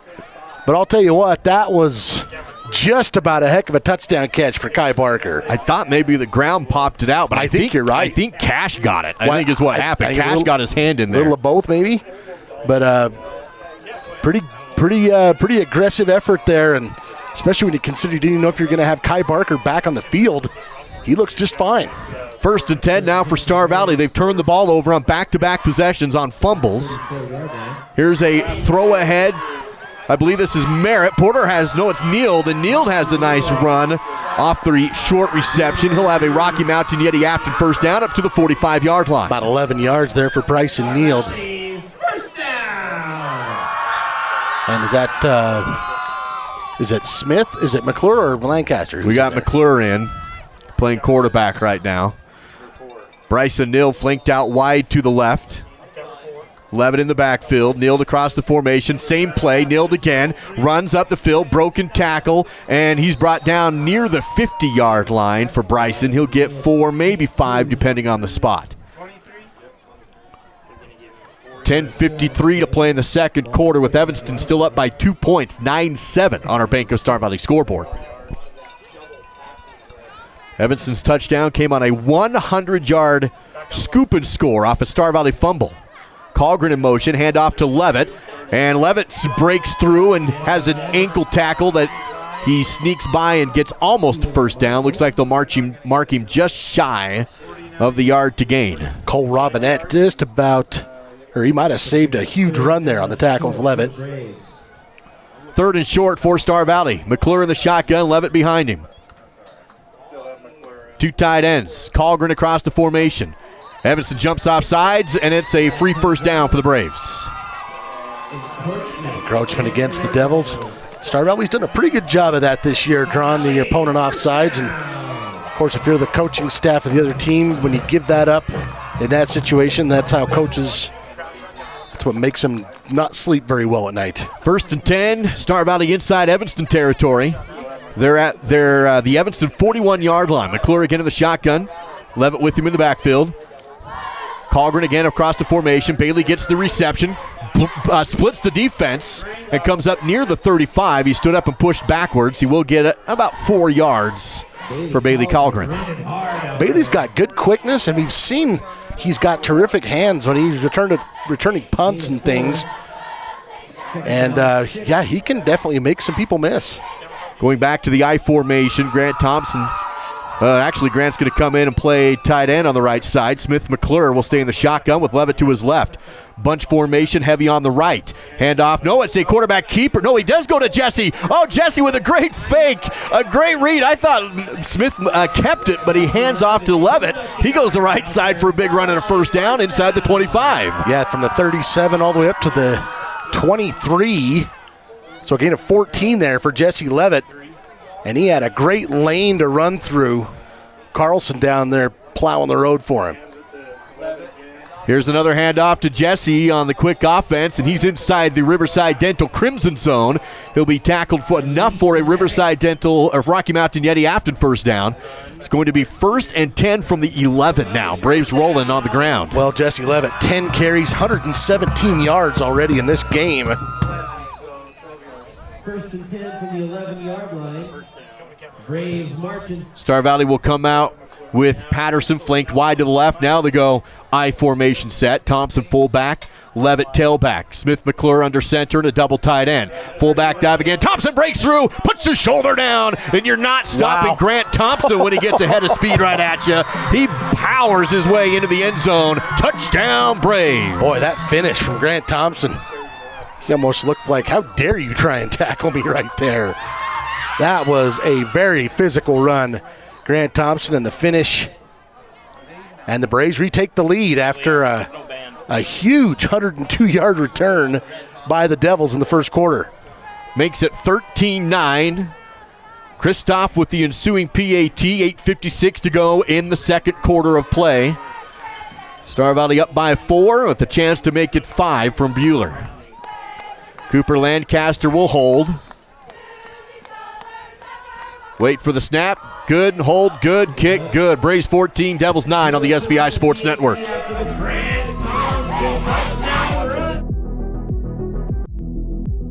Hey, this is Duke and Dal, and recently we decided to do a little less broadcasting and a little more banking. We even made our own logos. The Bank of Duke and Dal of Wyoming is open for business. Ooh, we already got a phone call. Nice. Bank and Duke and Dal of Wyoming. You want to make a deposit? Yeah, we'll take your money. As you can see, our customer satisfaction is on the rebound. Bank of Duke and Dal, how can I help you? Oh, you want to make a withdrawal? No, that money's gone. Who do you think we are? First Bank of Wyoming? Jeez. B&H Auto is your local source for all your auto maintenance needs. Oil changes, brakes, shocks, tires, and even mechanical repairs, such as transmissions and other engine problems. Located on the north end of Afton, that's B&H Auto, service you can ride on. Here's Duke Dance, Dal Erickson, and the SVI Sports Crew with more live coverage of Braves football. Grant Thompson into the end zone for the first time this season on the fullback dive for 11 yards. Star Valley back on top, 14-9. Just under 9 minutes to go in the game. Here's the Kristoff kickoff. He's going to leave this one returnable high and fielded at the 20-yard line by Kai Barker. He comes across the right up to the 25, hit and brought down. 1st and 10, Evanston near the just shy of the 30-yard line. Let's send it to Jake Hibbert, another game break update, this time on the Buffalo Lander game. Jake? Yeah, keeping you apprised of the other ranked games. Well, we got Buffalo midway through the first quarter, 29 yards out, a read option from Eli Patterson, 2 big broken tackles on the way past a tuba as well into the end zone. That game, guys, went into the lightning delay. It's back underway, out of delay. Back to you. Thank you, Jake. Great in this one. It's 8:48 to play in the first. Evanston offense back on the field. They're looking at a 1st and 10 from their own 27. Here's the tailback dive, bounce outside for Roberts, and he's brought down by Jaden Crook for a short gain. Great perimeter tackle by the strong safety. Fantastic recovery here on defense. Watch Jaden knife in here. Sometimes guys kind of get caught waiting for that running back to come to them on these outside runs. Jaden Crook just knifes in and makes the action happen for, we're going to say, no gain is what it's going to end up being. 2nd and 10 with 8:20 to play here in the second quarter. Homecoming night for Star Valley. Rain has stopped a little bit for now. Still wet with 8:10 to go in the first half. Cohen Morrow in the shotgun. He'll have 2 receivers on both sides of him. Play action, slant, caught by Barker, hit hard and dropped. He will have the completion shy of the first down. Another big hit by Jaden Crook, but the completion's good for about 6. Tell you what, the Braves are hitting. I don't think they liked giving up that defensive score, and they've been pretty physical since then. They'll spot the football at the Evanston 33-yard line to set up 3rd down and 4. 7:40 to go and counting here in the second quarter on the Bank of Star Valley scoreboard. I should probably say extra physical. They were already physical. 2 receivers on either side once again for Cohen Morrow in the shotgun. Big 3rd down in his own territory. 4 yards to go. Braves bring pressure. Handoff up the middle. Sneaks through and has the first down. Big run for Brady Roberts. He's going to get near the 40-yard line. The Braves blitz. They beat the blitz and move the chains. There's a pretty good hole up the middle here for Brady Roberts. Watch number 5. As you said, Duke, there's a blitz, and he finds the hole. Picks up 7 yards, does Brady Roberts, and moves those chains. Up to the 40, 1st and 10 for Evanston. They trail by 5, down 14-9. 7:12 to play in this second quarter. Again, 2 receivers flanked on either side. Morrow waits for the snap. Turns, hands off to Roberts, and again Roberts gets through the initial line and falls ahead for a gain of 5 yards after the ankle tackle. Cooper Lawson had him pretty much right after the line of scrimmage, but Roberts able to drag him and get those 5 yards. 2nd and 5. Evanston offense putting some things together. Clock down to 6:35 to go in this second quarter. Same formation, 2 receivers on either side. Kai Barker slot. Morrow, snap count, play action. Goes right side to Morrow. He catches and it's in again. The ball's loose and it's incomplete. Another big hit. This time it's from Cash Lancaster. He jars the ball loose and causes the incompletion. Well, probably big hit. Probably the second time he's done that on Kai Barker. Watch it this time. Looks like Barker's going to have this, and then boom. Boy, that is just how you teach it. Defensive backs coach going to give Cash Lancaster an attaboy for that. Big play from that secondary again. 3rd down and 5. You think he's happy to be playing after missing all last year? Oh, man. And he's having a fantastic season in the secondary. He's got 3 picks. One was a pick 6 from last week's game.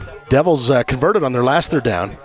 Here's the 3rd and 5 from their own 45. Throw again, caught, jumbled, and he will have the reception, but shy of the first down. It was caught by Clayton Cook, I believe, but only got about 3 yards. He needed 5, so it's 4th and 2. I think if he wouldn't have bobbled it, Duke, he would have had a good chance to stretch that across.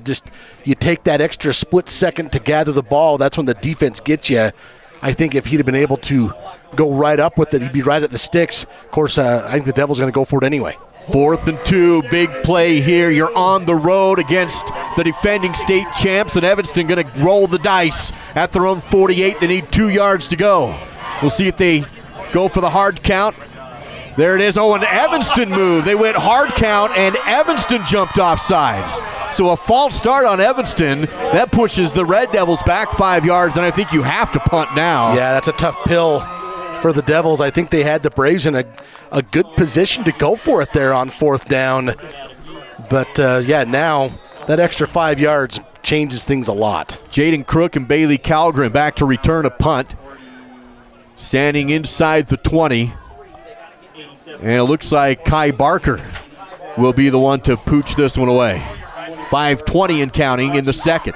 Braves up 14-9, looking to get the ball back. Here's a high snap. Barker pulls it down, kicks it away.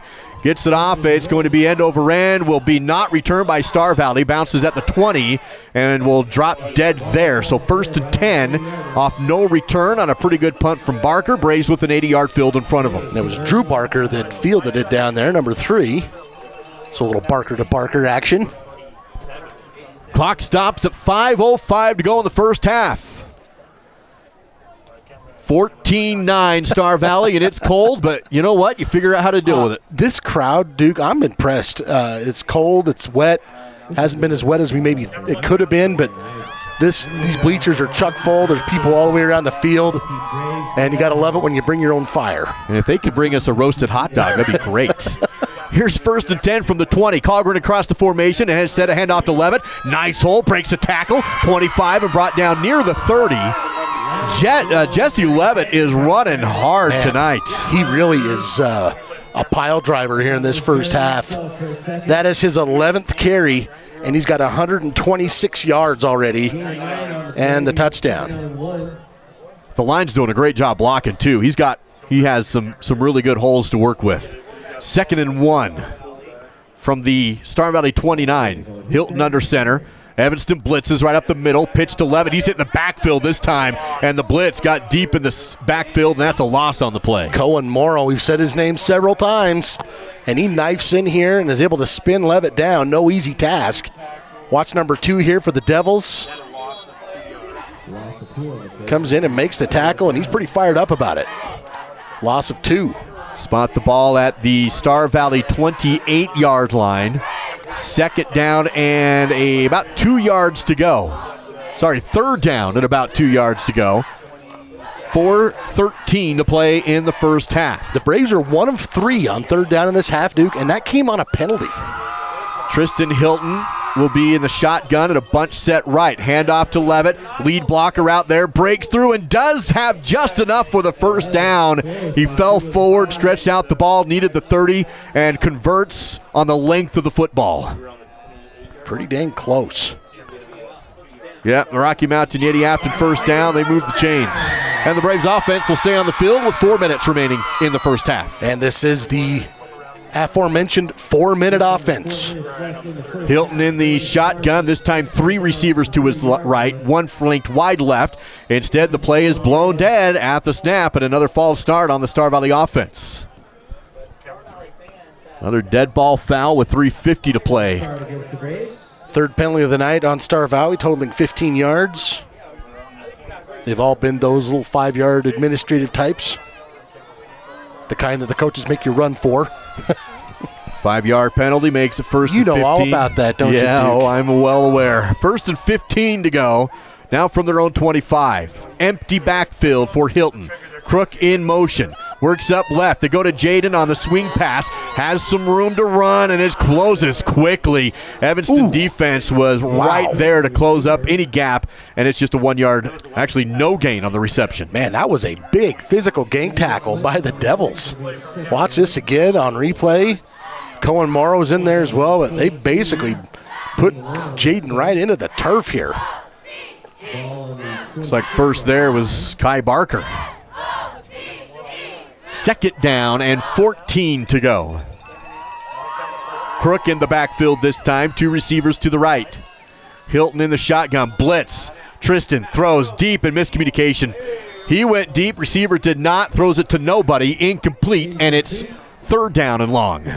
3rd and 14 with exactly 3 minutes to go in the half. Star Valley converting on 3rd down on their last series, but didn't have 14 yards to go, only had 2 yards. Smith McClure going to check in. I see Porter Merritt also. Cash Lancaster and Bryson Neal here on the lower part of your screen. And all signs pointing to maybe Smith McClure throwing this puppy. He's going to be lined up in the shotgun. 2 receivers on either side. Crook in the backfield to his left side hip. Blitz comes up the middle.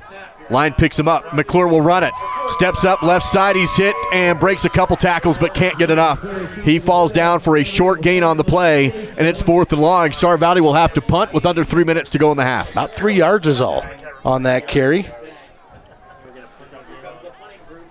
Spot the ball at the 29-yard line.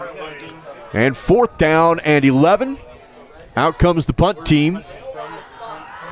Drew Christoph Barker and Kai Barker back to return. Christoph had a nice punt last time. Just a quick, straight-up punt. Didn't even step into it, really. We'll see if he gets a little more oomph on this one. He's got more field in front of him than the last time. Christoph waits for the snap.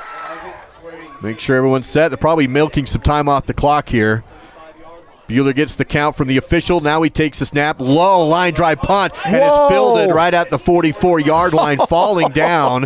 And so it's going to be great field position for Evanston as it's fielded inside Star Valley territory on the line drive punt. That's basically a turnover. Breckenridge dives down on the ground and recovers that thing while it's going full speed. And the Devils are going to take over on the Star Valley 45-yard line. They have 2 minutes, 4 seconds to go. All 3 timeouts for Evanston, but all kinds of time with just 45 yards of turf in front of them. The Devils' defense and special teams has been exceptional this first half.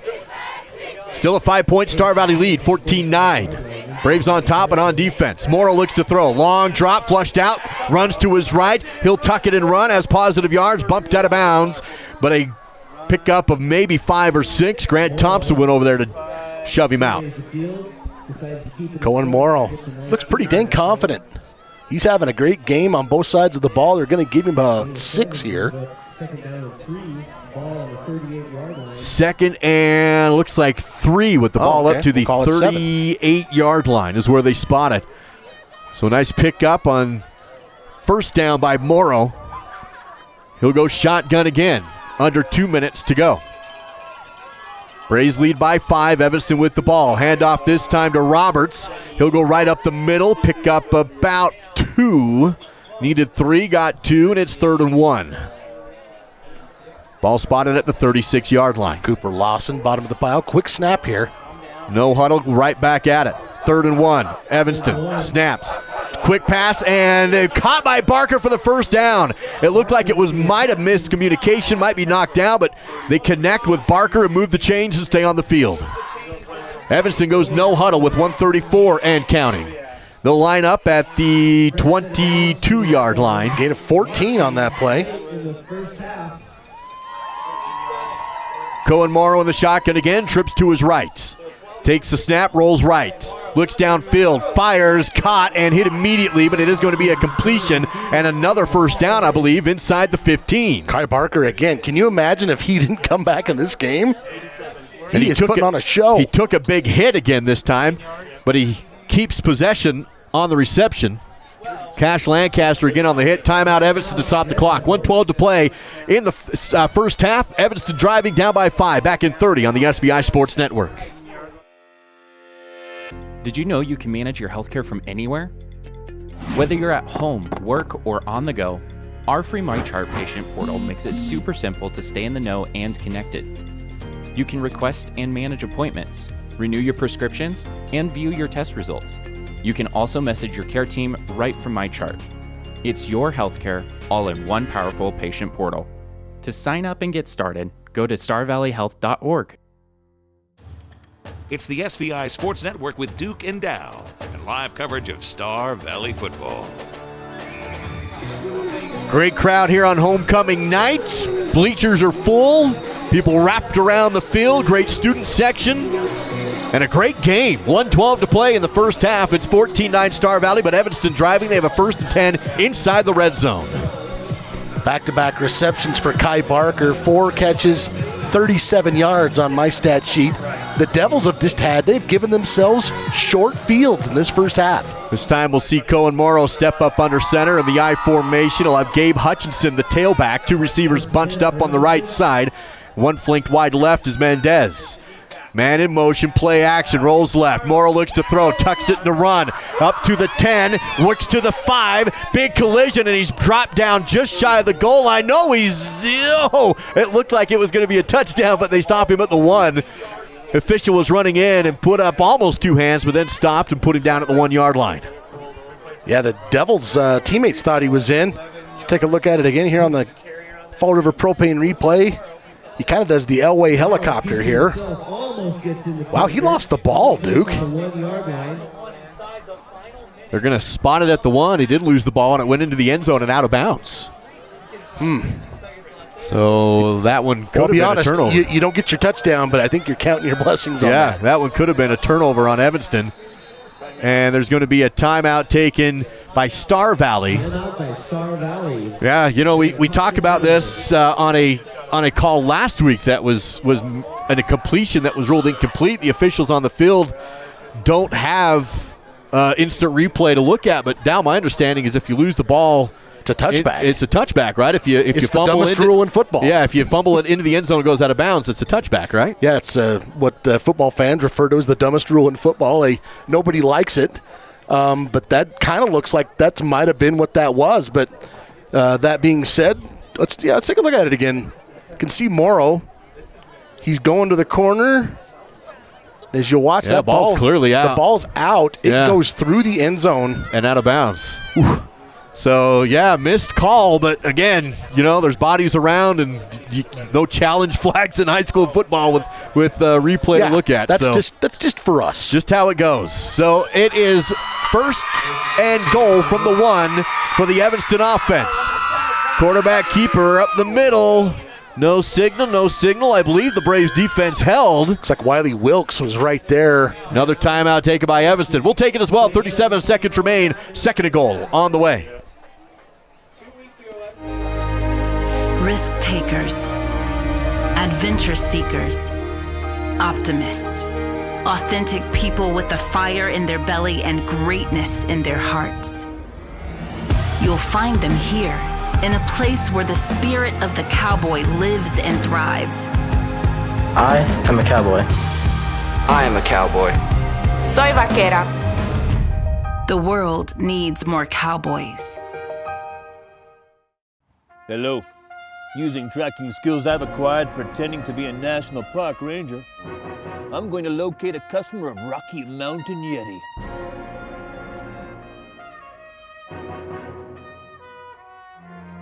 Thanks to Rocky Mountain Yeti, these people are having their very first adventure. We actually do this all the time. Thanks to Rocky Mountain Yeti, where legendary customer service is not a myth. It's the SVI Sports Network with Duke and Dow and live coverage of Star Valley football. Here's second and goal. Morrow rolling out to his right, looking into the end zone, and he will throw it away. Nobody open in the end zone, and Cohen Morrow has to throw it away on the rollout pass. Star Valley is held on back-to-back plays from inside the 1 yard line. It's third and goal from the 1. I think that's a good play from Cohen Morrow, though. Gives you another chance. Still third and goal at the 1. And it stops the clock. Yeah. So you can still run this if you want. Evanston has one timeout left. 30.8 seconds remain in the half. Star Valley up 14-9. Third and goal for Evanston's offense at the 1 yard line. It was good coverage by the Star Valley D, though, but they're going to have to stand tall one more time at least. Morrow again in the, will be under center this time. This feels like a sneak. Roberts, the tailback. Long, hard snap count. Nobody moves. Tailback dive, and he looks for the extra effort. No signal. They stopped him again. Didn't get in. Cooper Lawson comes out of the pile like an Alabama tick and says fourth down. Fourth and goal from inside the 1. This would be a massive stand, and now the clock's ticking. 7, they're going to call a timeout with just 5 seconds left to ensure that this is the last play of the half. Fourth and goal from the 1 before halftime. Evanston looking to take the lead into the locker room. The Braves defense looking for a huge goal line stand. Back in 30 on SVI. I'm Duke Dance, and when I take out the garbage, I bag it. I'm David Kazare, and when I take out the trash, I bag it. I'm Dal Erickson, and when I take out my trash, I bag it. Star Valley Disposal appreciates all their customers, especially those that bag their garbage. Remember that even with just a little wind, loose trash can be sent flying all over the place. Visit StarValleyDisposal.com. Live coverage of Braves football continues now on the SVI Sports Network.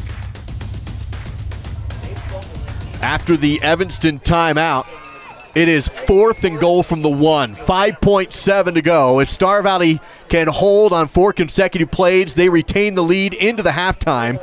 If Evanston scores here, they take a surprising lead to their locker room. Here it is, 4th and 1.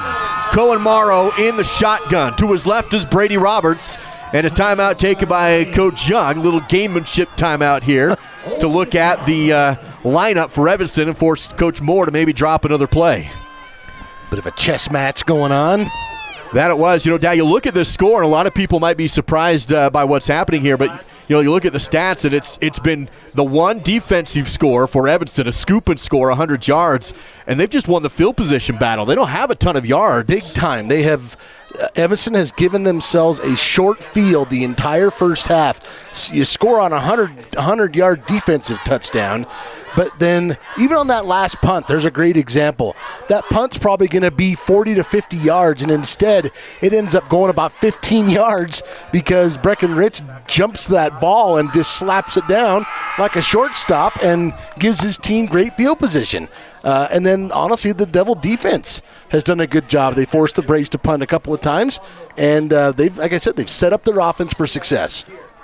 Huddles will break. Coach Young has one more timeout remaining. Doesn't look like he plans to use it here. This play will happen.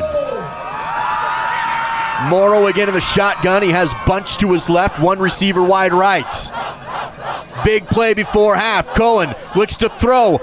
Goes into the end zone and over his head and incomplete. A huge stand by the Star Valley defense. They stop Evanston 4 consecutive plays inside the goal line, inside the 1-yard line rather, and the defense will hold, and now there's 1.3 seconds remaining. And I think he was there, and I think he was open. Just a little too much air under this pass. It's not an easy pass, but I think it was there for number 3, Drew Barker. Just a little too high. The play call was good. Just too much. So Star Valley will get the ball with 1.3 seconds remaining. They are inside the 1, so you can't kneel down. You have to run this. Well, and you're probably just going to see Hilton go right up center, and they do, and that takes us to halftime. Quarterback sneak, and Star Valley holds on to a lead with a huge goal line stand by the defense. Star Valley Health halftime show. Braves 14, Evanston 9. Homecoming in Star Valley with a great game between the Red Devils and the Braves. Star Valley Health halftime show on the SVI Sports Network.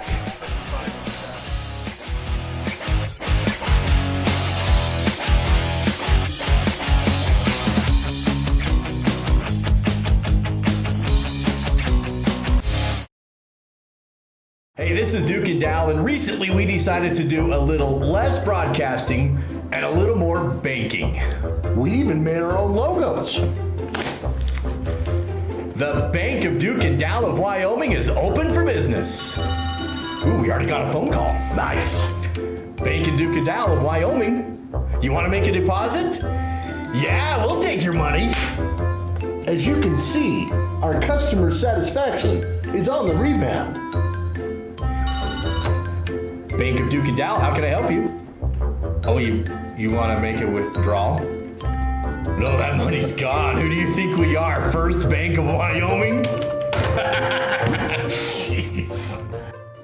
B&H Auto is your local source for all your auto maintenance needs. Oil changes, brakes, shocks, tires, and even mechanical repairs, such as transmissions and other engine problems. Located on the north end of Afton, that's B&H Auto, service you can ride on. Plan your next vacation to scenic Star Valley, Wyoming with a luxurious stay at Kodiak Mountain Resort. Enjoy your own comfortable cabin with a soaking tub and top amenities. A hot complimentary breakfast is always included. Book your stay at KodiakMountainResort.com. Hey Braves fans, now you can follow your favorite players during the game with a complete Star Valley football roster online, including player pictures and bios. Scan the code on your screen or visit svinews.com/football roster. It's sale time at Battleson Brothers Carpet One Floor and Home in Afton. Stop by the showroom located half a block south of the Elkhorn Arch and take advantage of carpet, pad, and labor for only $2.99 per square foot. LVP is also on sale with the product available for $2.99 per square foot. Battleson Brothers also has carpet remnants available. That's Battleson Brothers Carpet One Floor and Home, open in Afton, just south of the Arch. Price, quality, service, Battleson Brothers Flooring. This is Braves football and the Star Valley Health Halftime Show on the SVI Sports Network. At the half at homecoming at Star Valley with the lead over Evanston, 14-9 on your Bank of Star Valley scoreboard. And of course, with it being homecoming, we get to see all the groups perform. Just saw the Brave Cadets looking fantastic as always. Going to see the cheerleaders and the marching band as well. This entire performance of the halftime is being recorded, and we'll upload it for you after the game so you can watch all of these groups perform without Dal and I chit-chatting over the top of it. So it is being recorded for you for the halftime performances here at homecoming. Now you look at the score, 14-9, and it's been that big fumble return for touchdown for Evanston, short yardage. Star Valley has those turnovers, but that huge goal line stand by the defense at the end of the game, that was a big moment for Star Valley. Well, to me, the game like this reminds you of what football is all about. Can you stop? Can you force turnovers? Can you set up your offense for easier touchdowns? Can you go on sustained long drives? Can you hang on to the football? All of those things have been an issue in this first half, and I think Evanston has done a lot of things right to put their team in position to maybe even be ahead at half. Didn't work out that way, but they are right in this, and the Braves have got some things to correct in that locker room, which I think that they're probably getting an earful.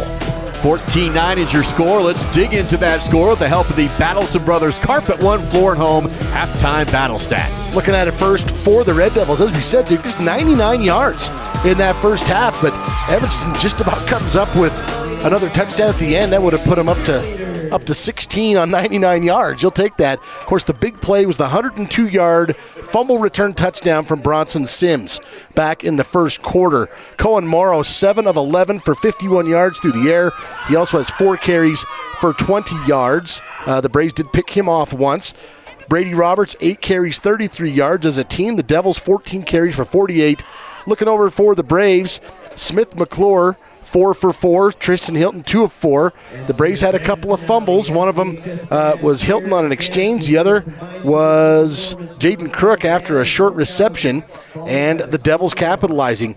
The big yardage guy in the first half was Jesse Levitt. 13 carries, 126 yards, and the game's first touchdown in that first half. Otherwise, pretty anemic offense for the Braves, but they do have 189 yards, 166 of which has been on the ground on 20 carries. So great, healthy average for the Braves running game, but other than that, plenty of work to do for this Star Valley team, but they do lead by 5 at the break. That's your Battleson Brothers Carpet One Floor and Home halftime battle stats with Star Valley on top by a score of 14-9. Again, all these halftime performances are being recorded. We'll upload those right after the game so you can watch all these groups perform during homecoming at the half. Dal, how about that trivia question courtesy of Star Valley Station and a couples combo to Salt River Cinema on the line tonight? So the question tonight for trivia is who is leading the Braves in defensive points coming into this weekend? So not counting tonight, but who was leading the Braves in defensive points coming into the weekend?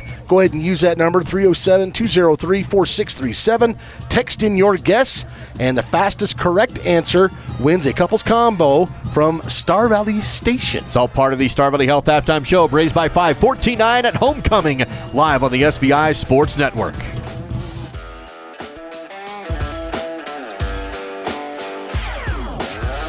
We at Miles CPA love cheering on our Star Valley Braves in all their activities, from the performing arts to music, speech and debate, vocational clubs, athletics, and all other activities in which our local students participate. In fact, JR at Miles CPA was once a Skills USA leader himself. This is JR with Miles CPA from both the Afton and Alpine offices.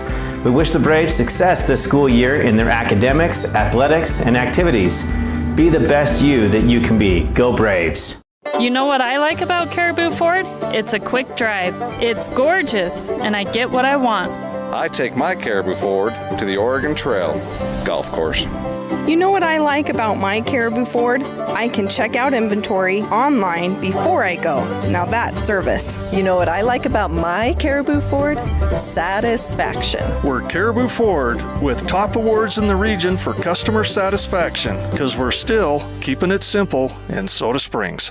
Down at the creek, Swift Creek Trading, that is. It's not about selling hats, boots, and jeans. It's about giving back to our Valley's youth and keeping our heritage and traditions alive.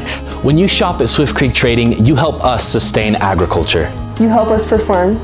You help us compete. You help us brand our own businesses. So come on down to the creek. Swift Creek Trading, that is. Where your purchase supports us. Where your purchase supports us. On behalf of Bank of Star Valley, we'd like to congratulate Mally Patterson on being Man of the Week. Congratulations, Mally. Malachi Patterson, son of Winston and Rochelle Patterson, Sr., Afton. Across the formation is Patterson. Hand off to Patterson. He'll work up a nice big hole. There he goes. Mally all the way to the house. Broke through the line, and it's a 54-yard scamper on first down.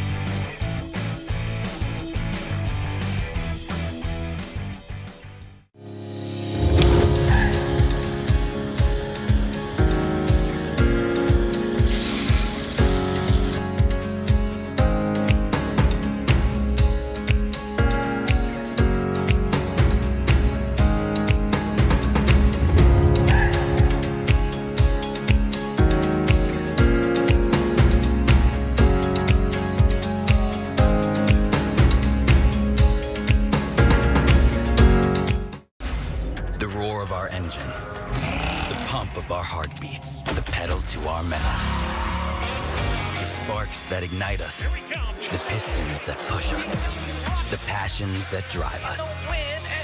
From the feelings that move us to the places that pull us, on roads that unite us. Napa has America's largest network of parts and care, here to be the fuel that keeps you firing on all cylinders.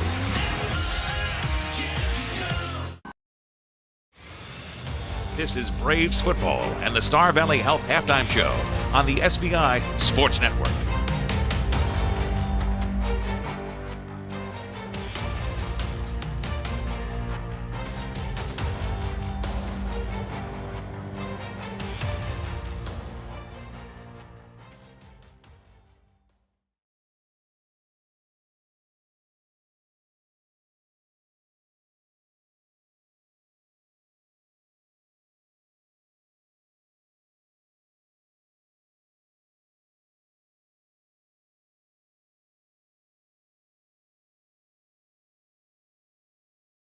Hey, guys. Well, we've got quite a first half of football out in Star Valley. Okay, I'll admit it. I didn't see this one coming. I know what I said pregame, but hey, you got to work with what you got to work with in Star Valley. Well, I think they'll be all right. Let's jump into the headlines, though, or the halftime highlights. Starting off, Cody over early, guys, and Grady McCartan getting the first drive going all the way down to the 1 yard line. Got a final here. Cody wins 46-14. Now Green River and Powell. This was a little bit of a slow start.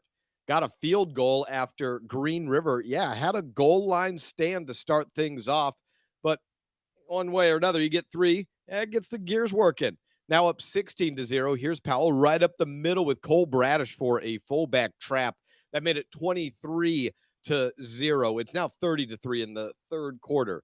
The two-way battle today was the Bridger Valley Bowl, Mountain View and Lyman. That is Justice Platts on the run.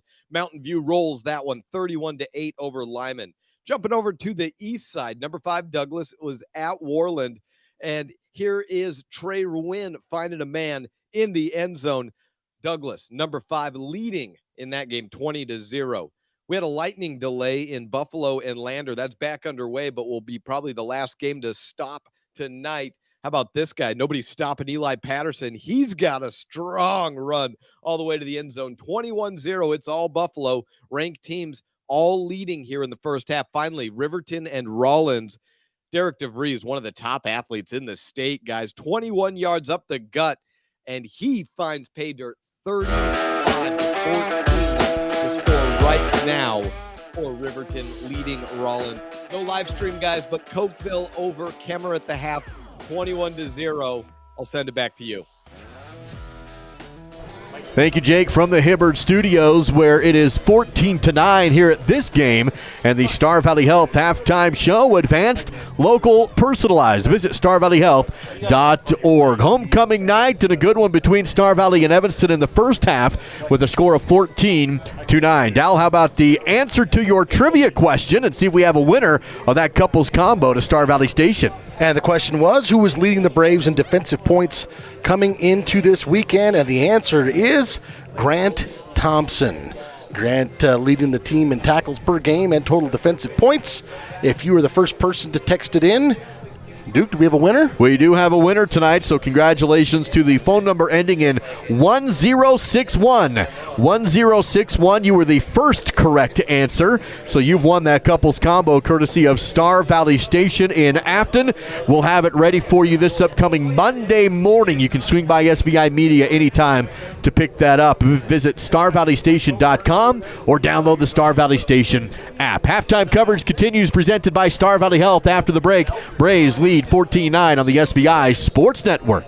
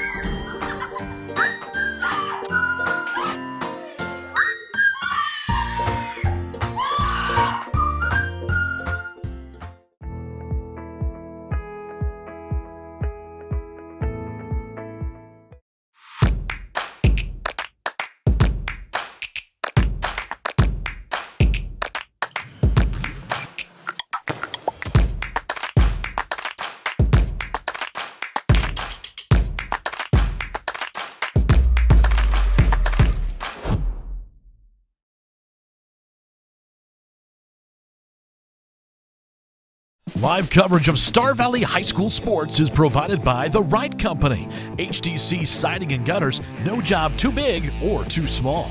Red Tail Therapy, strength for everyone. Call Ready Mix, located north of Afton. Miles Beverage, proud to sponsor Star Valley Sports. Quality Quick Lube, where quality comes quick. And by Star Valley Glass and Lock, automotive, residential, and commercial glass.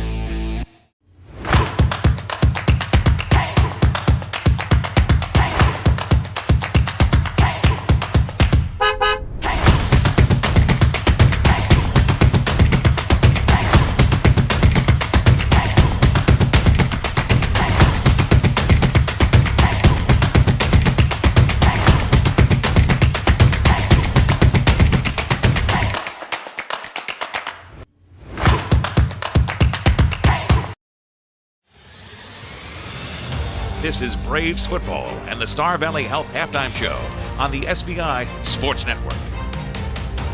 Download the new MyChart app to securely and conveniently manage your health care. Visit starvalleyhealth.org for details. That is starvalleyhealth.org. Both teams out of the locker room, Star Valley and Evanston. How big was that goal line stand for the Star Valley defense? Well, Dal, it's going to be Evanston football. Star Valley got the ball first. That means they'll kick off here in the second half. So that could have been a big swing for Evanston to score and get the ball back. We've kind of seen that, those big swings. Of course, you're looking at these replays here, courtesy of our production crew, David Gazer and Sage Jacobson.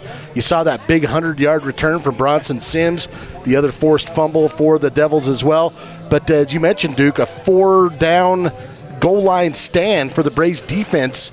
And they could be trailing right now with Evanston getting the ball to start the third. Instead, you still have that 5-point lead, and you will be kicking off. But, man, yeah, this could be a totally different ball game as you come out here to start the third. Teams are going through their final warm-ups before we open up the second half of play. This is the first 3A West Conference game of the season. So you want to win this one. We have, as we heard from Jake Hibbard, we have Cody with a rolling win over Jackson earlier tonight. And this was one that Star Valley feels like they should have in the win column as well. But Evanston not making it easy. Again, 14-9 here heading into the second half. And Powell blowing out Green River right now, 37-3.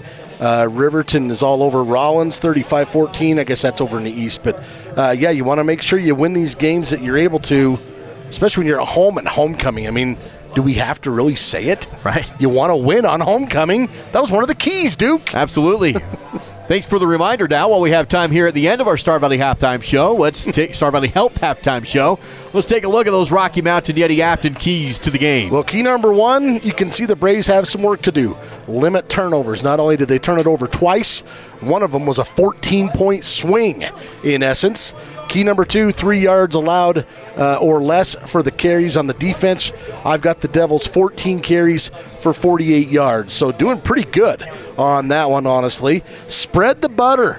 Honestly, I think the Braves offense a little anemic in that first half. They've run the ball well. You got to give a lot of credit to the offensive line. Jesse Levitt has run extremely hard, he and Grant Thompson. But as far as the passing game's concerned, not a lot going on there. We'll see if the Braves can get into a bit of a rhythm in that second half. And like I said, key number 4, it's a pretty big key. Win the game. It's homecoming. There's a dance. You don't want to go to the dance sad. Win the game. That's your keys, dude. Nicely done. Rocky Mountain Yeti Afton, keys to the game, legend driven. Find them online at RockyMountainYeti.group. Star Valley will kick off to open up the second half of play, and it's been off and on rain. It's raining pretty good right now on a cold Friday night. A great homecoming crowd here to cheer on the Braves. Really impressed with the crowd tonight. They have filled this thing out. And I really thought it was going to be cold and wet, and they'd come out anyway. Grandstands are packed. You have canopies lining the outside edges. And, Braves fans have come out tonight to support and getting a good game. Evanston will return the kick. Both teams will take the field. And we have 2 quarters of football to remain on this Friday night. Opening weekend of the 3A conference schedule. This one between Star Valley and Evanston and Afton. And we're underway with the Christoph kickoff. He'll push this one deep and a touchback. Make it 1st and 10 from the 20. So I want to point out, you can see that little soccer net behind the goalposts. During the JV game on Wednesday, Christoph Bueller put a kickoff in that net. It was cool, man. He's certainly got the leg, and we've seen plenty of touchbacks. Landed right at the bottom and went whoop right in the net. Yep. Certainly got the leg. So it's 1st and 10 for Cohen Morrow, who's had a fantastic game on both sides of the ball. And his offense will be in the huddle. Boy, it's really coming down now. Yeah, rain is starting to plaster the outdoors. Morrow will come out in the shotgun set. He'll have a tight end to his right with Kai Barker. Wide receiver flanked wide that way with 2 receivers on the left. He'll turn and hand it off. And nowhere to go on the carry. Going to be a no gain on the play. Jesse Gibson and Grant Thompson right there to converge on the ball carrier. Brady Roberts on the carry. 2nd and 10 on a rainy Friday night. So right now that's 15 carries, 48 yards. That is just a biscuit over 3 yards a carry. So the Braves defense really have stepped it up. Considering the first carry of the game for the Devils was 17 yards, the defense has done pretty well since then. 2nd down and 9 to go. A long 9 after the first down carry was kept short. Handoff again to Roberts. He tries the left side, flag on the play. Roberts trying to get away, but he can't. A short loss on the play, and the Braves defense come out stout here in the first 2 snaps of the half. Simon Gaskell and Cash Lancaster out there. Let's see what this flag is. It's generally on the offense in this situation. It's a personal foul, and it's a face mask against the Braves, so I take that back. That's going to be a 1st down. So the Braves do stiffen up on the first 2 carries, but the face mask penalty will push the ball up across the 30 and give Evanston a new set of downs. That would have been 3rd and long. Instead, it's going to be 1st and 10. Clock is stopped at 10:52 to play. Yeah, you got to be pretty happy with what the results of those 2 run plays were if you're the Star Valley defense. But you got to keep your hands off the face mask. That's a 15-yarder, as you said, Duke, and that'll move those chains. It is pouring right now in Afton on top of Bracefield. I blame myself. I talked way too much during the halftime. Here's 1st and 10 from the Star Valley 35. Cohen Morrow. Shotgun. Low snap. pitch out to the right side to Roberts. He can't get the edge. He is stuffed. Shut down for a loss. First to be there, the flexing Simon Gaskell. All 6'5" of him. Simon back-to-back tackles for loss. Let's take a look at it again here. They flip it out. Man, Simon right there. Jaden Crook comes in as well. Grant Thompson. Second down and 12 after the 2-yard loss on the carry. Trips to the left side for Morrow in the shotgun. Roberts remains with him in the backfield. Looks to throw, has a man, but overshot him and almost intercepted. Went through the hands of a couple of players on both sides of the ball. An incomplete third down and long for Evanston. You know, it's interesting, Duke. You have that 4-down goal line stand that went Star Valley's favor, and it's a huge set of plays.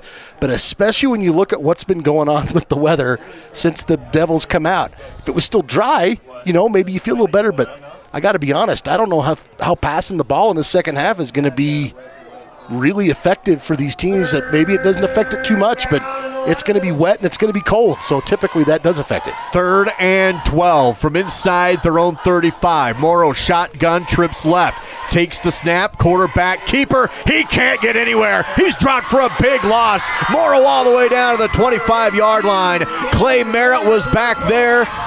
Looks like a whole herd was back there. A whole slew of Braves. And Cohen Morrow, not easy to bring down. So you see Clay Merritt, 57. You see Canyon Hurd, 18. And then Cooper Lawson comes in at the very end. I would have to say probably Hurd had the most of that. Clay was first to touch him, but Hurd gets the tackle. 4th and 20. What a way to open up the half by the Braves defense. They get that face mask penalty, but other than that, negative yards for Evanston's offense. Low snap, punt will get it away, almost blocked. A good punt off the low snap, filled it on the run, up to the 40, a broken tackle to the 50. Here's Colgren, up to the 30, pushed out of bounds near the 30-yard line. Beautiful return from Bailey Colgren on the run up inside the 30, and it's a short field for the Braves. I was talking about Bailey's good hands on special teams in the first half. Watch this, fielding this in the cold, in the rain, on the run, coming up at a dead sprint. He fields that thing and then brings it up to about the 30-yard line of Evanston. I think Bailey has been terrific on special teams this season. Braves in business, short field, 1st and 10 from the Evanston 30. They're up 14-9 with 9:02 to play in the third quarter on our Bank of Star Valley scoreboard. Smith McClure will come out to quarterback, and a stoppage of play here by the official. Looks like they are working on the ball. Maybe they got to switch it out. They're working over at the Evanston sideline. Everybody's got to have their own ball.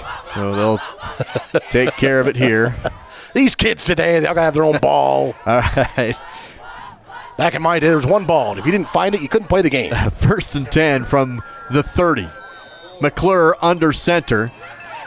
Levitt, the tailback in the I formation, 2 tight ends. Turn, hand off to the fullback, and a nice spin move and almost a broken tackle. Once again, a carry up the middle for Grant Thompson to pick up 5 yards. Breckenridge able to get enough of Thompson's legs to stop that progress, but not before Grant gets 6. Grant now with 4 carries, 29 yards tonight, and a touchdown. 2nd and 5 from the 25, inside Devil territory. Same set, double tight end, I formation. Patterson across the formation in motion. Turn, hand off to Jesse. Has a big hole down to the 15, 10, 5, has to dive in, and he's in. Touchdown! Jesse Levitt had 2 men to beat. He just put his shoulder down. He didn't dive. He just put his shoulder down and went in. 25-yard run to pay dirt. And there at the goal line, you can see how difficult he is to stop the full head of steam. Best game of the season so far for Jesse by far. He's looked great, and another touchdown for him. 14 carries, 151 yards, 2 scores on my stat sheet for Jesse Levitt. And we still got 8 minutes left in the third. That puts the lead up 20-9. PAT from Bueller is well over the arch. 21-9 Braves on the SBI Sports Network. Down at the creek, Swift Creek Trading, that is. It's not about selling hats, boots, and jeans. It's about giving back to our Valley's youth and keeping our heritage and traditions alive. When you shop at Swift Creek Trading, you help us sustain agriculture. You help us perform. You help us compete. You help us brand our own businesses. So come on down to the creek. Swift Creek Trading, that is. Where your purchase supports us. Where your purchase supports us. On behalf of Bank of Star Valley, we'd like to congratulate Mally Patterson on being Man of the Week. Congratulations, Mally. Malachi Patterson, son of Winston and Rochelle Patterson, senior, Afton. Across the formation is Patterson. Handoff to Patterson. He'll work up a nice big hole. There he goes.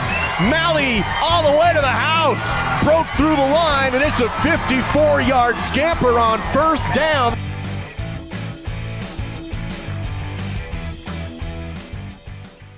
This is Clay Merritt, and you're watching Braves Football on SVI Media. Braves open up the half in style. They force a punt on defense, drive down the short field, and score a 25-yard run from Jesse Levitt. In for 6. It's 21-9. Star Valley on top with 8:22 to go. Bueller will put this one again into the end zone for another touchback. Another game break from Jake Kibbert. He has an update on Powell and Green River. Jake, take it away. Well, the update is it's getting ugly. Look at this. 3 running back set at the 1. Who's it going to? None of them. Schwinning. Jet Schwinn for the touchdown. 44-3 Powell. Fourth quarter. Back to you. Powell rolling, and Braves give themselves some breathing room here, up 21-9. Now they're going to re-kick that. Kristoff had a touchback, but maybe an offense offsides on the kickoff for the Braves.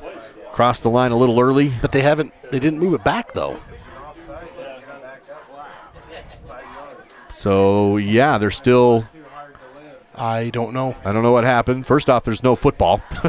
So... I'm telling you, got to have a football. Yeah, it's still spotted at the 40, so I don't know what happened. Maybe they've okay. He's walking it back. All okay. Right. If you can hear it, she's like, "Calm down, I'm walking it off." Maybe Kristoff was just trying to pull a fast one there. Maybe he was gamesmanship. Look, they got an X here on the field and everything. So it is going to be a false start against the Braves on the kickoff. So that'll march it back 5 yards. And we'll see if Kristoff can put this one into the end zone from 5 yards deeper. Tell you what, though, got to look at the Barkers back here, and they've already had some big plays. We'll see if they get to return this. Here's a kick.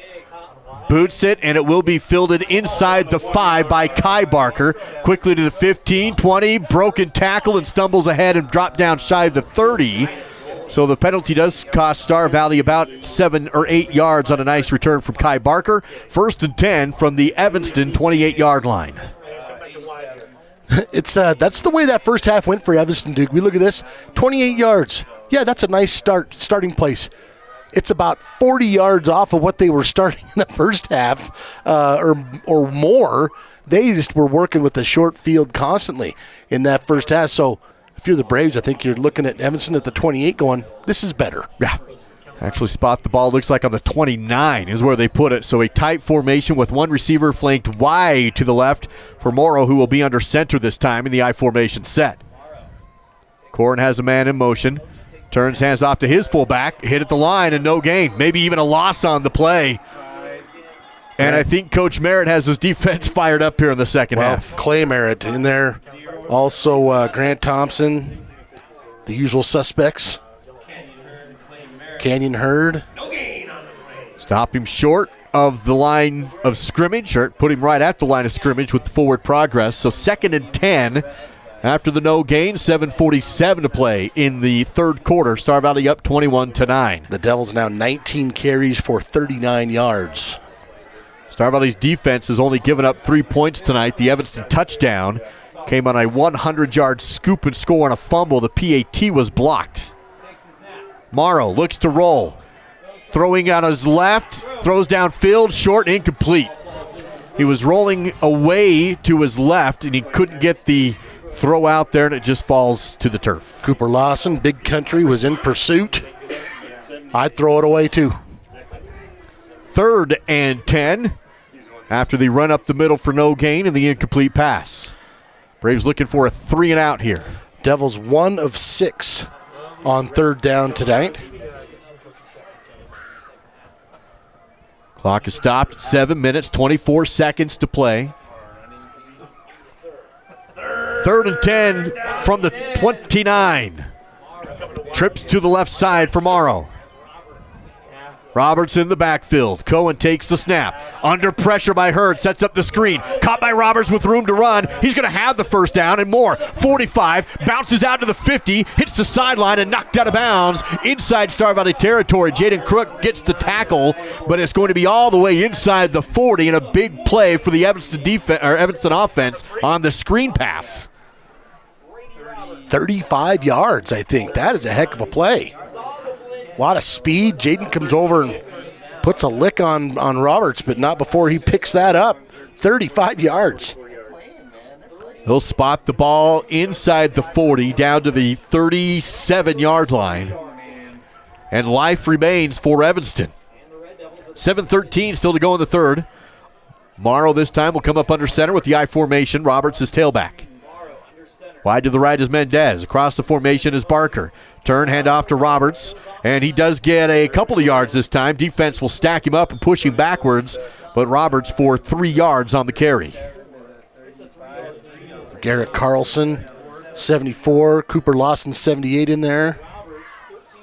2nd down and 7. Ball pushed inside the 35, down to about the 34. I've got Brady Roberts, 13 carries, 32 yards tonight. But he also has 3 receptions for 46, so a total of 78 yards.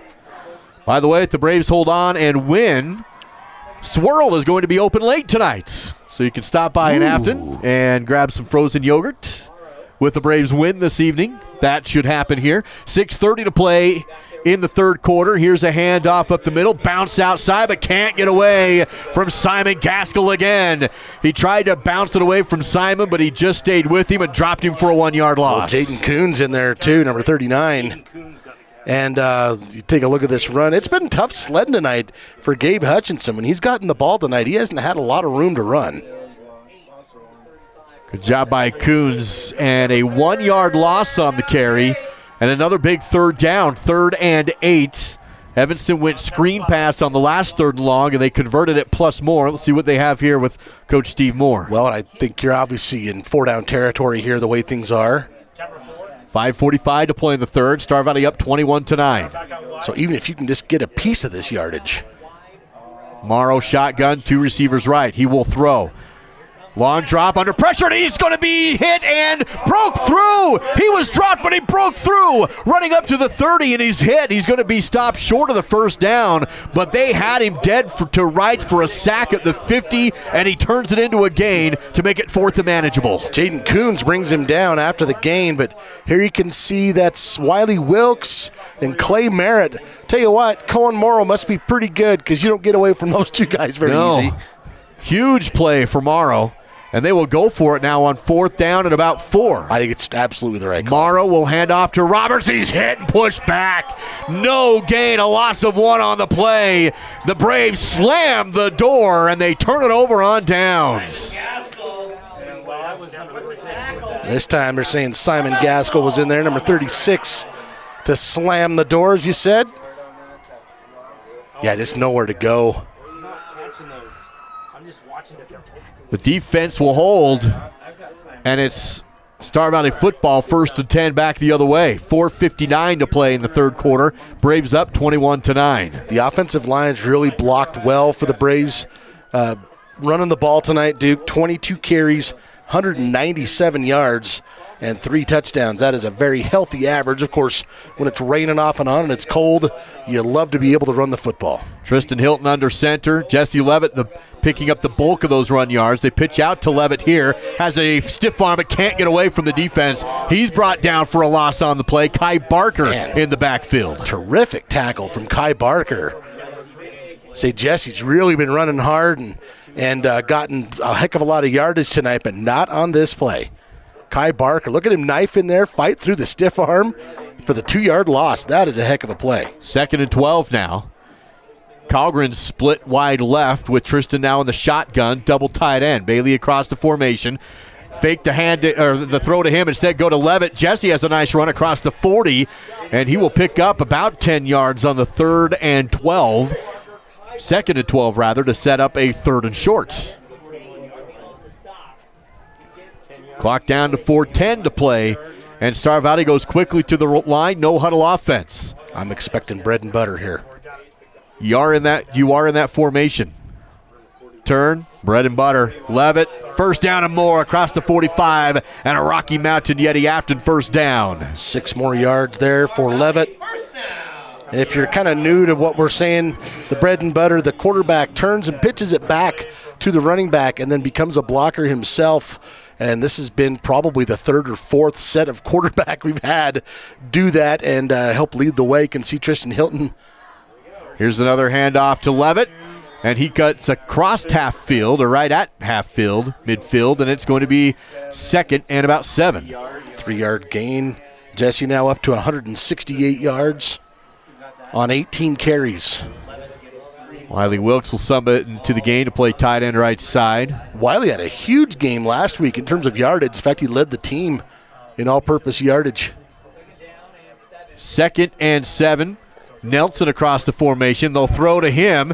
Neild, and Neild works it to the right, hurdles a tackle, and then he gets stood up and pile drive down. And Bryson Neild will pop up, but he probably felt that one. Is Barker a wrestler? I'll bet he is. Not it should be. That was a 2-leg takedown right there. That was a nice tackle. Evanston wrestling coaches will be recruiting after that. It's a nice gain for Neal, but yeah, that was a great stop. 3rd down and long 3 to go here for Star Valley. Inside Evanston territory now. At the 47, blitz comes up the middle, handoff to Thompson, pushes the pile ahead, and he should have enough for the Rocky Mountain Yeti Afton first down, and he does. About 5 yards there for Grant. I don't know that we've seen Grant run more than just 1 or 2 times all season, and he's getting a healthy dose tonight. He actually had a few carries last year as a sophomore. Now this year as a junior, he's kind of nailed down that job, but yet he hasn't necessarily had a lot of carries, as you said. 5 carries tonight, 34 yards and a touchdown. High formation again. Thompson fullback, Levitt tailback. Under center is Hilton. Wide left is Mally Patterson. Double tight ends again. Star Valley milking clock here in the second half with the lead. Patterson across the formation. Snap, turn, play, misdirection, handoff to Levitt. He breaks through again. Jesse dragging tacklers down inside the 30 to the 25-yard line. He's just running angry tonight. Is Jesse having a big game? 17 more for Jesse Levitt on that one. As you look at it on your Fall River Propane replay, gets a nice surge up the middle by the line and then takes a couple Devils for a ride. 1st and 10 from the Evanston 25-yard line. 1:48 to play in the 3rd quarter. I formation again. This time Malley up top to the right. Hilton takes a snap, again hands off to Levitt, hit at the line of scrimmage, and he's pushed backwards. Forward progress gets him back to the line, no gain on the play. Kai Barker, Cohen Morrow in on that stop. Barker a little slow getting up here. He is now up. Just getting. It's a tough kid because I'll be honest with you, Duke. Early on that first quarter, our replay caught like a knee hyperextension, and I got a good look at it, and I didn't think we'd see Kai Barker again, and that is a tough kid. For him to come back, he's been a huge part of this game. Not only to come back in, but to have a big game like he's having. Yeah, he's been a part of all 3 phases. 1:15 to go in this 3rd quarter. Star Valley will huddle, looking at a 2nd and just over 10 yards to go. Jesse Levitt remains the tailback. This time Grant Thompson will come over and play bunch set left side. They overload the formation on the left. Jesse runs that direction. He has another hole inside the 20 and dives ahead down to the 15. His legs were cut out from under him by Drew Barker, and he falls ahead and should have enough for a first down. 21 carries, 195 now for Jesse Levitt, and 2 touchdowns. So a chance for him to get into it's a pretty small club, Duke. A guy who runs for 200 yards in a game. It's a pretty small group. Star Valley now inside the Riverside Dental Crimson Zone. 1st and 10 from the Evanston 15, trying to build on a 21-9 lead with 38 seconds remaining in the first quarter. This time Hilton goes shotgun, again overload on the left side. They run that way again, and Levitt breaks through again, down the 10, 5, reaches for the end zone. He stopped just shy. It will be a first down, but now Star Valley first and goal from the 1. Gain of 14 more. So now Jesse up to 209 yards on 22 carries, and he's down to the 1. Chance to get his 3rd rushing touchdown here.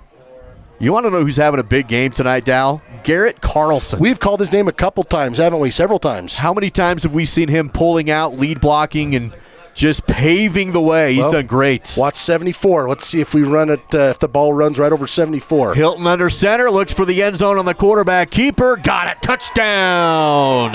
1 second remains in the third quarter, and the Braves extend the lead 27-9. Again, we were talking about Garrett Carlson, 74. He's your center.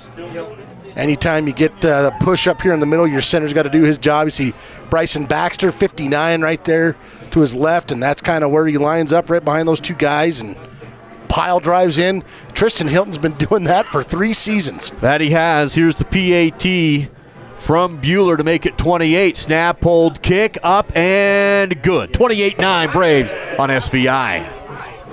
I'm a pretty calm, cool, and collective guy, but... Sorry, what's your name? Yeah, Evan. Hi, Evan. Yeah, we have no internet. Nothing. I don't know. It just stopped working. The internet is down. I know, I'm on the phone with them. No, that was my wife. I can't get online again. Yeah, I'm talking to Evan. No, my daughter, my wife. Okay, can you guys not talk? Sorry. Yes, we have the white boxes. I see one. They got horns on them. The one with the horns. Yes, I see one. We have 11 of those. I was on the phone and I got disconnected. Okay, it's not about you. We switched our broadband service provider. Devin put in 11, Evan. How are we supposed to know which one's 7 and which I thought it was Devin. Who's Devin? I got no service. Honey, you're blocking. You can't stand there. You're blocking it. Don't block it. And the best part, I never have to speak to Evan or Devin ever again. I think this one's 11. 11? We're not looking for 11. No, are we looking for 7, Evan, or 11? We have 2 next to each other. That's bad. 2 white boxes. Evan? This is Wiley Wilkes. You're watching Braves football on SGI Media. Braves go 2-0 on their 2 first drives of this second half. They scored touchdowns on both. That one a 1-yard run from Tristan Hilton, set up by some great running from Jesse Levitt, and it's 28-9 Star Valley.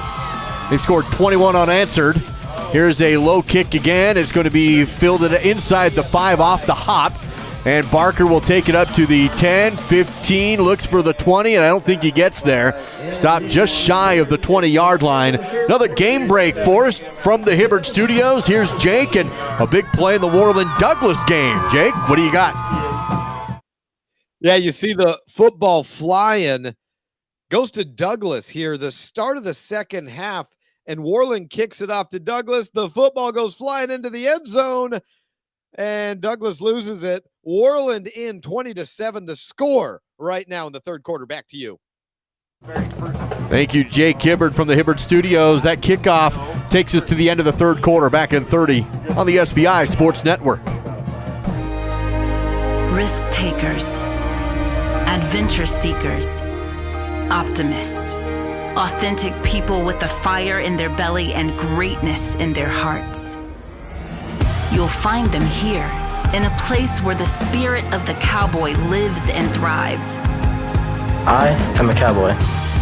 I am a cowboy. Soy vaquera. The world needs more cowboys. Live coverage of Braves football continues now on the SVI Sports Network.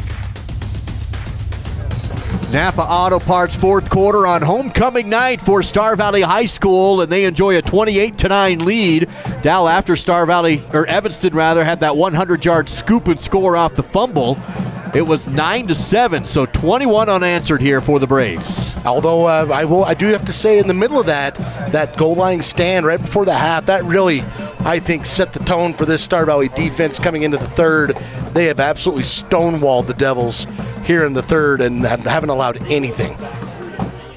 Napa Auto Parts fourth quarter.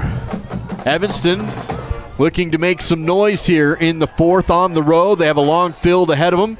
It's going to be 1st and 10 from their own 19-yard line. Morrow will be in the shotgun with 2 receivers over to his right, 1 to his left. He'll turn and hand off instead to Roberts, and he can't get anything. That front 7 in the second half for the Star Valley Braves has been impenetrable. They had the one big screenplay, and that's it. Canyon Hurd back there. Number 70, Ryan Talbot back there, along with a couple other guys you've said, like Cooper Lawson, but those 2 guys are kind of at the front of that pile. 11:30 to go and counting here in this fourth quarter.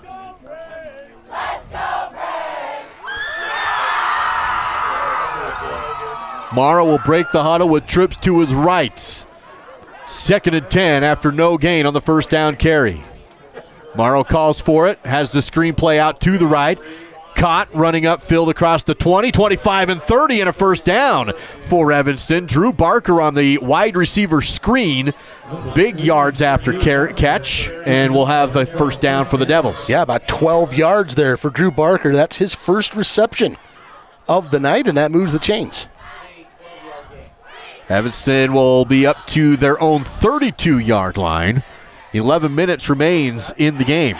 Stay with us for the Silver Star Communications postgame coverage and a look ahead to next week's game, which is turning out to be a big one against the Powell Panthers here in Star Valley. Yeah, Powell really starting to pour it on in their game tonight. Trips left for Morrow. Looks that way, wide receiver screen again. Caught and brought down for a short gain or no gain again. Jaden Crook coming up from his strong safety slot to make that tackle. It was Brooks Searle on the reception. And he actually had a couple touchdowns in the JV game on Wednesday, did number 11. We'll spot the ball at the line of scrimmage, so short gain, maybe of about the length of the football, 2nd and a long 9 coming up for Evanston. Cohen Morrow, 10 of 16, 99 yards through the air tonight. Trips left for Cohen. Shotgun again. He's trailing Star Valley 28-9. Option play, pitches outside to Roberts, looks for the edge, defense is there, and he will get positive yards, but not much. Roberts only to about the 35 on the option play, so give him 1 or 2. Jaden Crook out there. Stop the ball at the 35-yard line, 9:37, and it's 3rd and 7 to go. It's been tough on 3rd down for the Devils tonight. I've got them unofficial. Well, my stats are unofficial. 2 of 8 on 3rd down tonight. And they got a long 7 coming up here. Evanston will take a long huddle, make sure they have the right play call in. 3rd and 7 early in the fourth quarter. 9:14 remains in the game. 35-yard line. Trips left side for Morrow, and a timeout taken by Evanston. We'll take it as well back after this on the SBI Sports Network. Everyone in Star Valley knows the Fun Zone is the place to go for birthday parties, family reunions, receptions, or basically any kind of get-together. Do you know what makes the Fun Zone even better? When you come and enjoy it. New to the Fun Zone is a massage chair and a vending machine, and still offering the open gym, volleyball, foosball, and air hockey, a full-service kitchen, and even a big screen TV. Visit sbfunzone.com for reservations. How can we reduce our stress? Yoga.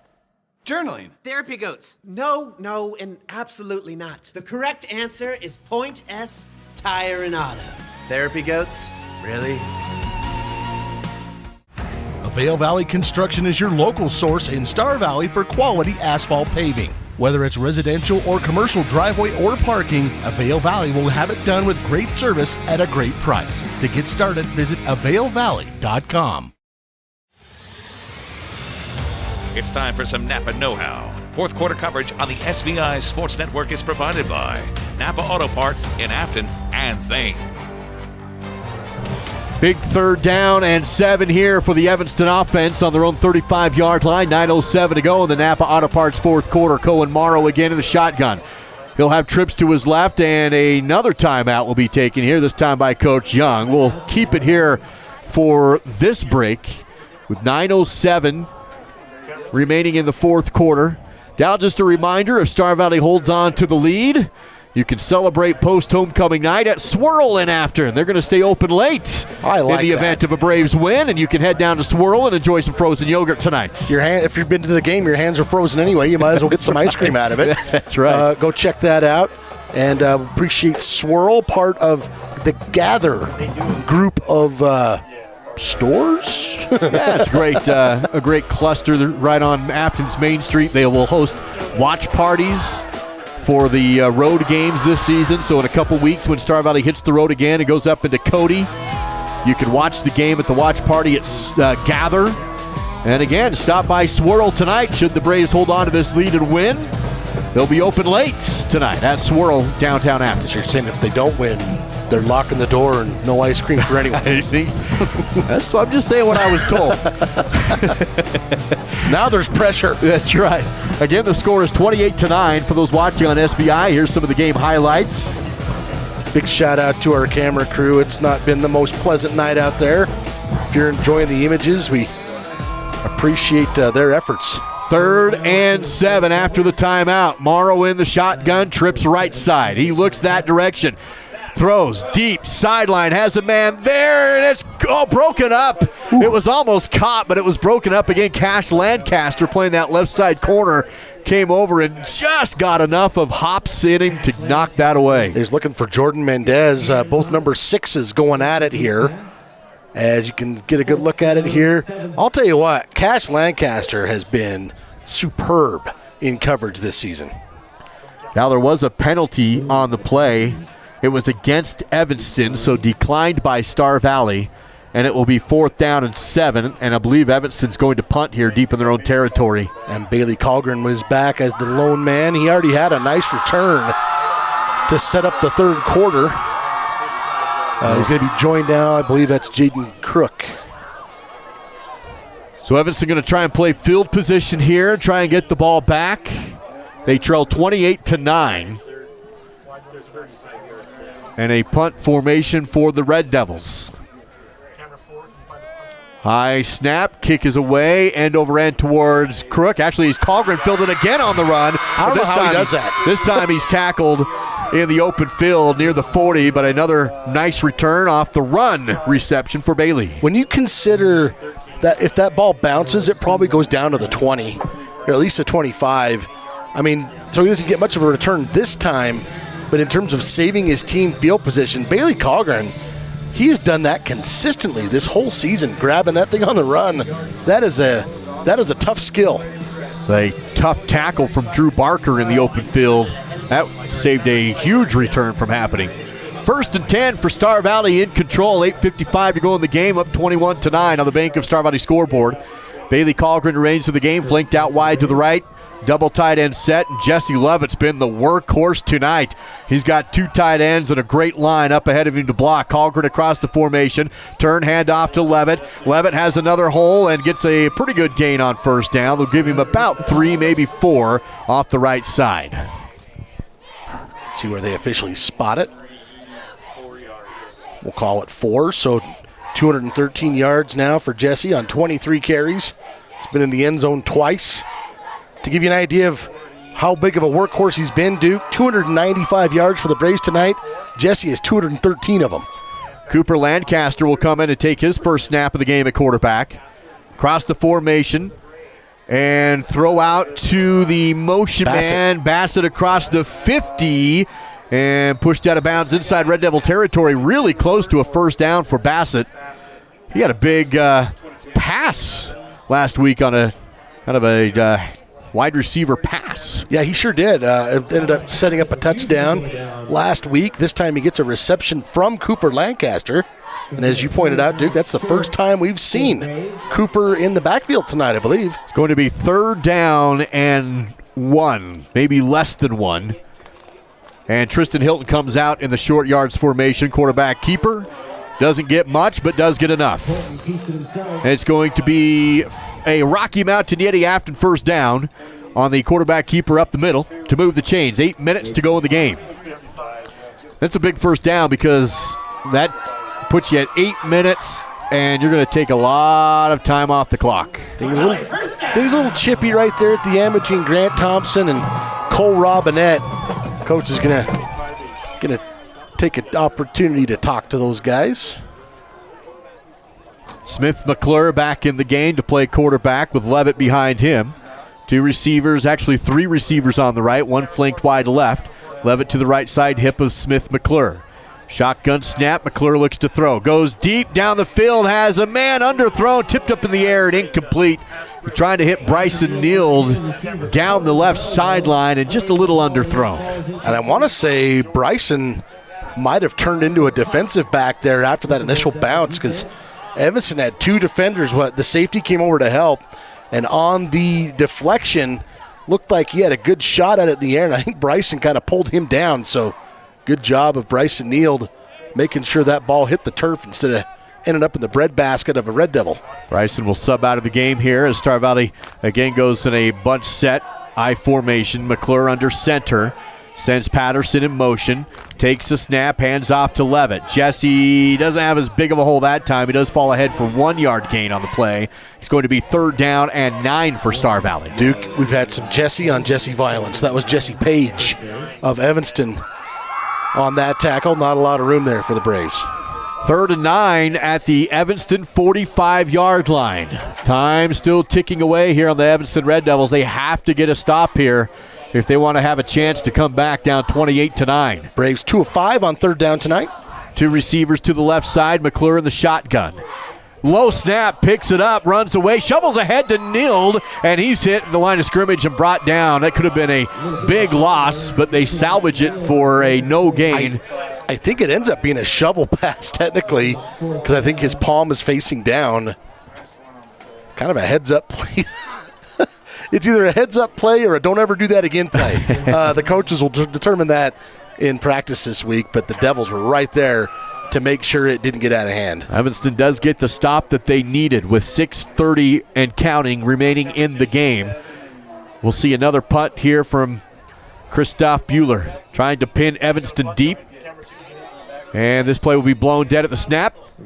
A timeout taken by Evanston. We'll take it as well. Back in 60 on the SBI Sports Network.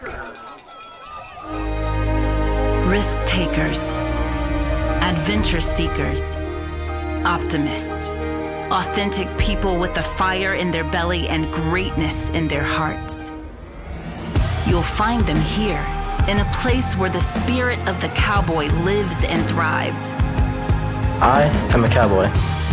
I am a cowboy. Soy vaquera. The world needs more cowboys. Hello. Using tracking skills I've acquired pretending to be a national park ranger, I'm going to locate a customer of Rocky Mountain Yeti.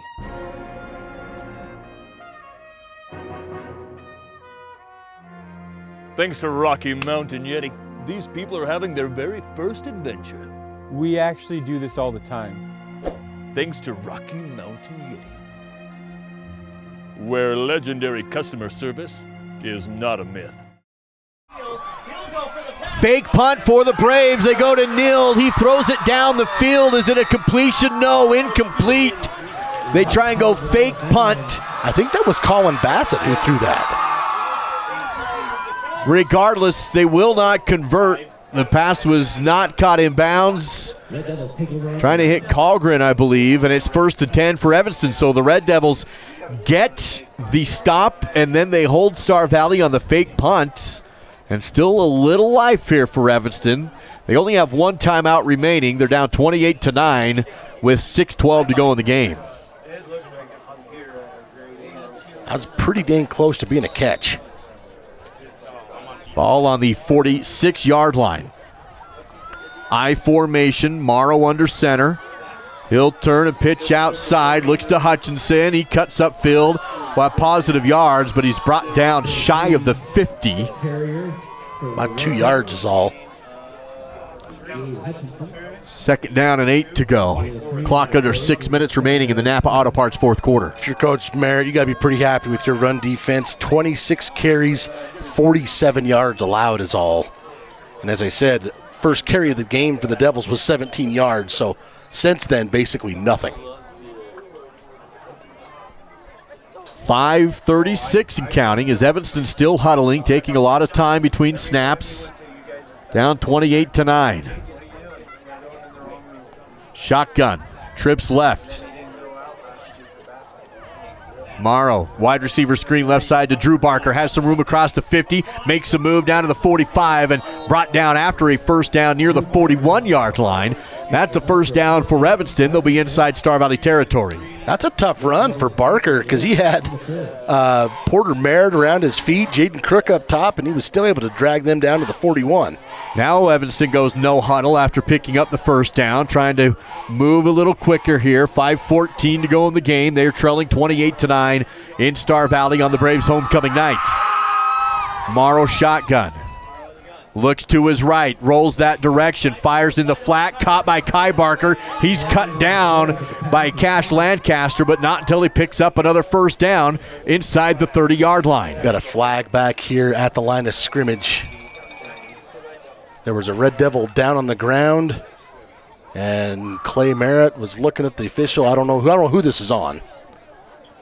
Kind of looks like it's going to be on the Devils, though. Evanston is walking back, so this is going to take a first down away from Evanston. We do have a game break from Jake Kibber coming up in just a moment. The inter-Lincoln County rival game, homecoming in Kemmer. And we'll see how the Panthers and Rangers fared tonight. That's coming up in just a few moments from Jake. That penalty pushes Evanston back inside their own territory to the 49. That's a big loss because, as you said, Duke, I think they had the first down on that play, and now you're clear back on your end of the field. 1st and 20. Morrow in the shotgun, trips right side this time. He'll throw. Steps back, sets up the screen. It's caught by Roberts. He will have positive yards, but only about 5 is all. Well, they'll give him about 6 for Roberts. Pretty sure that's Riley Erickson, 44, in there to make that stop. Evanston goes no huddle. 2nd down and about 14 yards. Clock down to 4:38 to go. Morrow again, shotgun, trips right. Directs his offense, calls for the ball. Here's the snap, he'll throw. Quick, and missed his guy, but then caught on the second receiver. It went through the hands of Kai Barker, but then caught by the receiver behind him, Clayton Cook. And Cook will be tackled inside the 35, short of the first down, but makes this one 3rd and manageable, about 3 yards to go. Yeah, that's almost got it. If this was basketball, we get an assist. Quickly back to the line of scrimmage comes Evanston. 3rd down and 3. Handoff this time to Roberts. He doesn't get it. Back to the line of scrimmage, and that's it. So now 4th down and 3 to go for Evanston. They have to convert this if they want any life to remain. Under 4 minutes to go. And look who that was again. Garrett Carlson, 74, bandana and all. He has had a terrific game tonight. Evanston will huddle. Clock is rolling. 3:30 to go in the game. And Morrow will trot in nonchalant with the play from the sideline, and just so much time ticking off the clock as Morrow goes into the huddle here. And now they call a timeout. Oh, that's interesting. Not what Evanston was hoping for, to take all that time off the clock and then have to burn a timeout. Let's keep it here for the timeout. Send it out to Jake Kibber for a game break update on Cokeville-Kemmer. Jake. Yeah, well, it was a ground and pound game, at least it has been so far for Cokeville. Now, Kemmer did get a touchdown in here. There was no view of the actual score. Kemmer had to respond, so we'll show you a couple of the big breakout runs that led to it. Kemmer trails Cokeville 28-7. Back to you, 4th quarter. Thank you, Jake. Cokeville trying to make some noise in the 2A class again this year. Had that big win against Lovell. And won last week in Pinedale by 20, and were rewarded by getting knocked out of the top 5. Yeah. Now taking care of Kemmer in Kemmer tonight. 3:16 to go in this game. And a big 4th down coming up for the Evanston Red Devils. 4th and 3. Star Valley with the lead up 28-9. What do you call here, Duke, if you're Coach Moore? You know, you got to go to what's been working. I think those quick passes is what's been working. The screen, the quick outs. Been fairly effective. You got to get the ball out of Morrow's hands quick. You only need 3 yards. Here's Morrow in the shotgun. He'll have 2 receivers, 1 on either side, 2 men in the backfield with him. Cohen takes the ball. Quick pass on the slant is broken up and incomplete. Jaden Crook, the strong safety, came up and hit the receiver and the ball at the same time. It's a turnover on downs. Big play for Jaden Crook. We've seen Cash Lancaster do that in this game. This time, it's Jaden Crook returning All-Stater. Boom, boom, bang, bang, incomplete. Boy, Kai Barker has taken a pounding tonight from that Star Valley secondary. Say Jaden gets an attaboy there from Coach Merritt. Tell you what, that tandem right there, Jaden Crook, Cash Lancaster, they have been tough in the secondary. 1st and 10 for Star Valley, 3:13 to go in the game. They're up 28-9 on homecoming night. Here's the tailback dive, actually misdirection to Patterson. It's well read by the defense, and no gain on the play. 2nd and 10. Really no gain there. It's been feast or famine for Maui this year. He either gets 0 yards or a 54-yard touchdown. That's about the story, yeah. So if you see him get past that line of scrimmage, he's gone. That's right.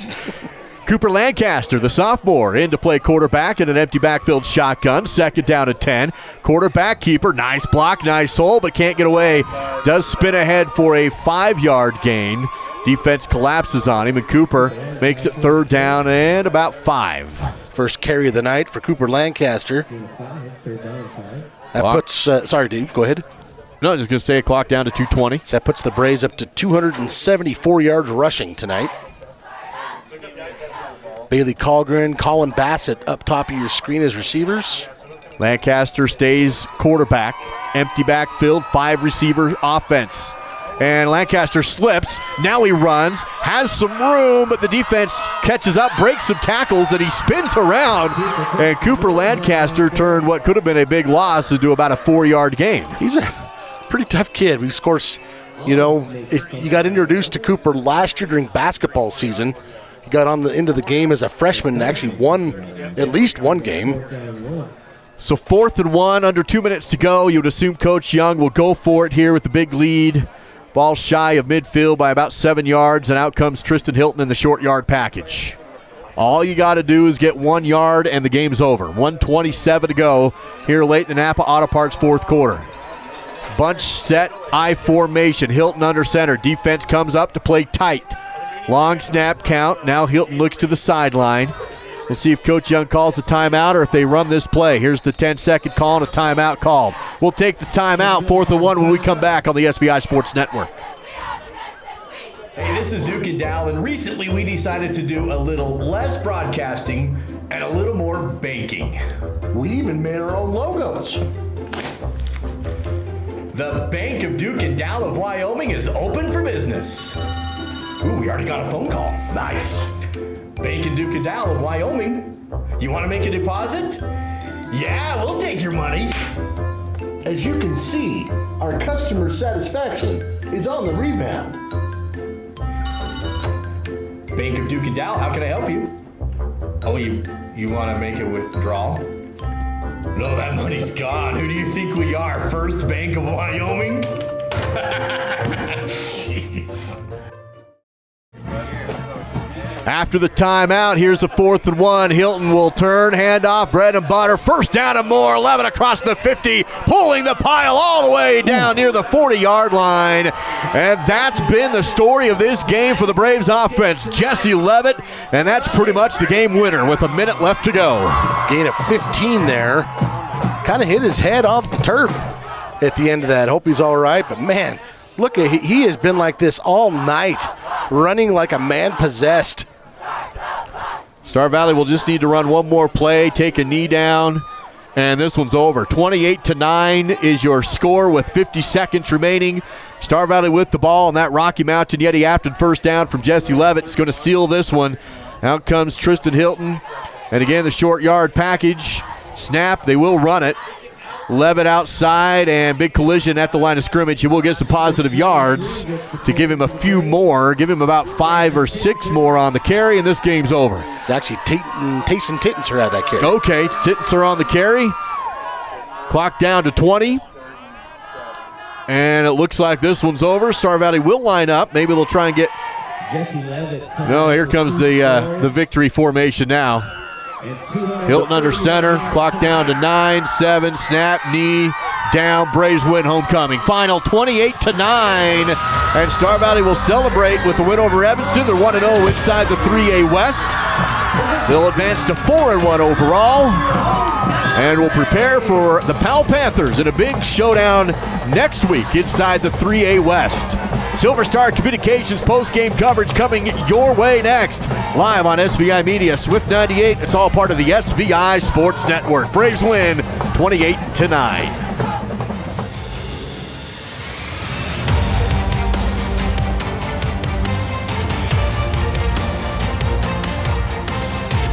B&H Auto is your local source for all your auto maintenance needs. Oil changes, brakes, shocks, tires, and even mechanical repairs such as transmissions and other engine problems. Located on the north end of Afton, that's B&H Auto, service you can ride on. Plan your next vacation to scenic Star Valley, Wyoming with a luxurious day at Kodiak Mountain Resort. Enjoy your own comfortable cabin with a soaking tub and top amenities. A hot complimentary breakfast is always included. Book your stay at KodiakMountainResort.com. Hey Braves fans, now you can follow your favorite players during the game with a complete Star Valley football roster online, including player pictures and bios. Scan the code on your screen or visit SVInews.sale with the product available for $2.99 per square foot. Battleson Brothers also has carpet remnants available. That's Battleson Brothers Carpet One Floor and Home, open in Afton, just south of the Arch. Price, quality, service, Battleson Brothers Flooring. Post-game coverage is provided by Silver Star Communications. Leave slow internet in the dirt. Learn more at silverstar.com. Silver Star Communications post-game coverage with the Braves winning 28-9 on homecoming night over the visiting Evanston Red Devils. Silver Star delivering life experiences one connection at a time. Learn how at silverstar.com. That is silverstar.com. Now let's take a look at the score deep in the numbers with your Battleson Brothers Carpet One Floor and Home post-game battle stats. Looking at it first for the Red Devils, Cohen Morrow, 13 of 21 on my stat sheet for 119 yards. No touchdowns. He did turn the ball over once on the ground. 6 carries, 19 rushing yards for him as well. Also played a pretty darn good game defensively, did Cohen Morrow.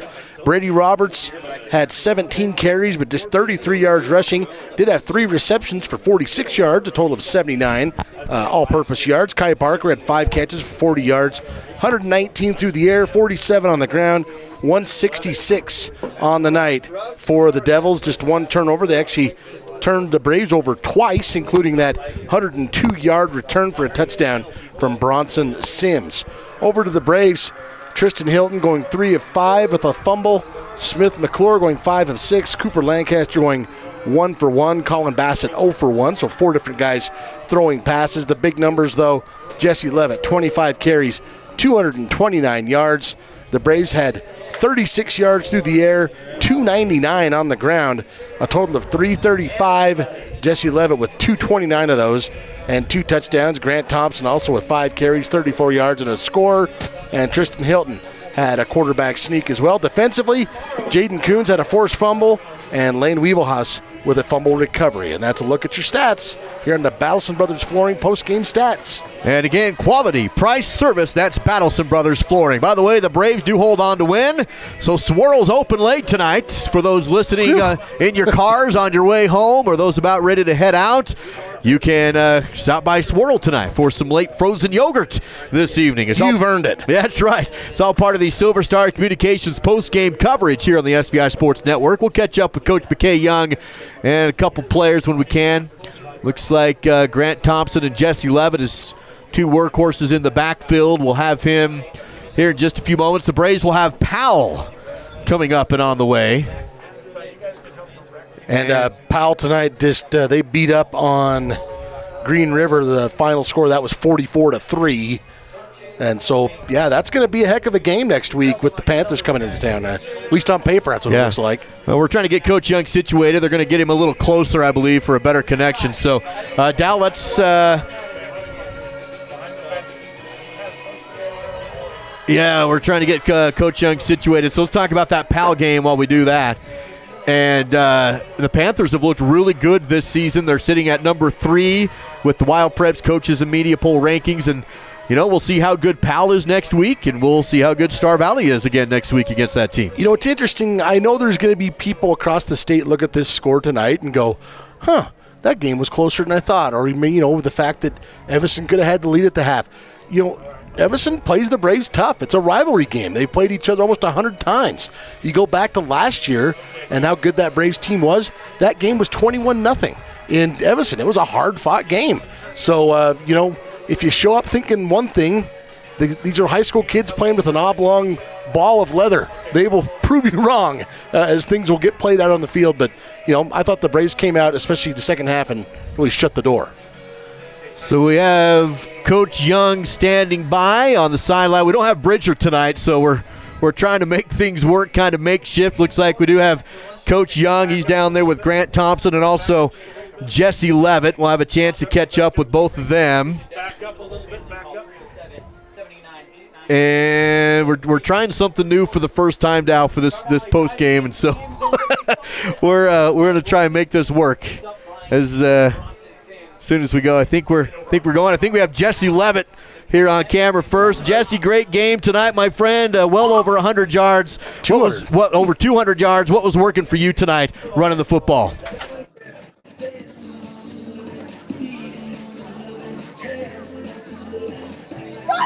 They can't hear you. All right. Well, yeah, worth a shot. Dal over 200 yards. Grant Thompson did great as well. They get the homecoming win.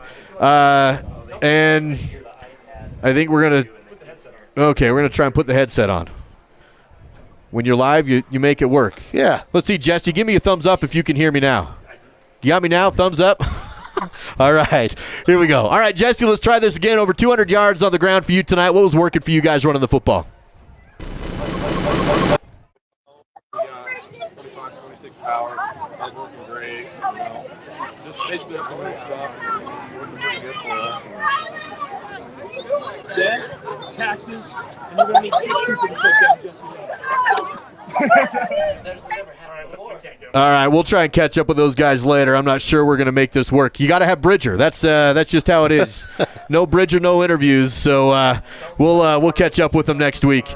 So Dal, let's again, those two guys running the football had a great game tonight and a homecoming win. How about your player of the game this evening with Star Valley Skidoo? Well, I think it's got to be Jesse Levitt tonight. I mean, obviously the offensive line did a terrific job tonight plowing the road, but Jesse with 25 carries, 229 yards, 2 touchdowns. He also played some defense as well. But when your team has 335 yards and you've got 229 of them, you're going to be player of the game. You have to be.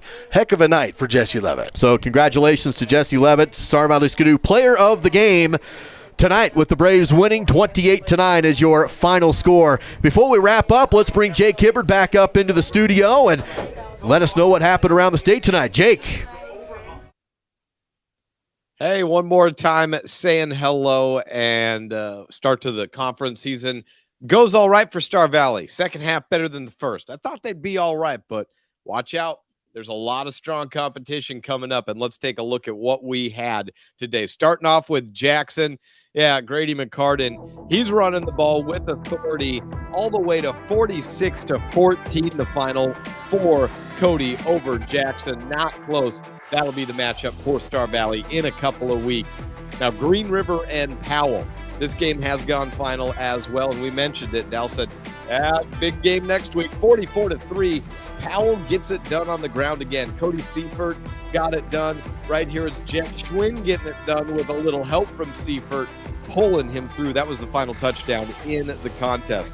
Now, the Bridger Valley Bowl goes Mountain View's way, and I think Mountain View, I said it this morning on the radio, is the number one team in 2A. They looked every bit of that today. We'll see the final in that game, 31-8, Mountain View over Lyman. Now, Douglas and Worland, this game's still going on, folks. First up, we see Douglas getting a touchdown in by way of a throw from their QB, Trey Wren.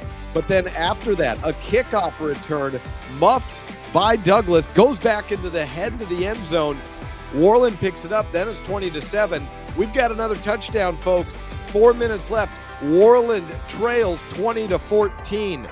Not going to get a final on that game tonight, but we do have a just about final on this game. Buffalo, led by Eli Patterson, rolling all over Lander today. 41-0 midway through the fourth quarter. They just scored again.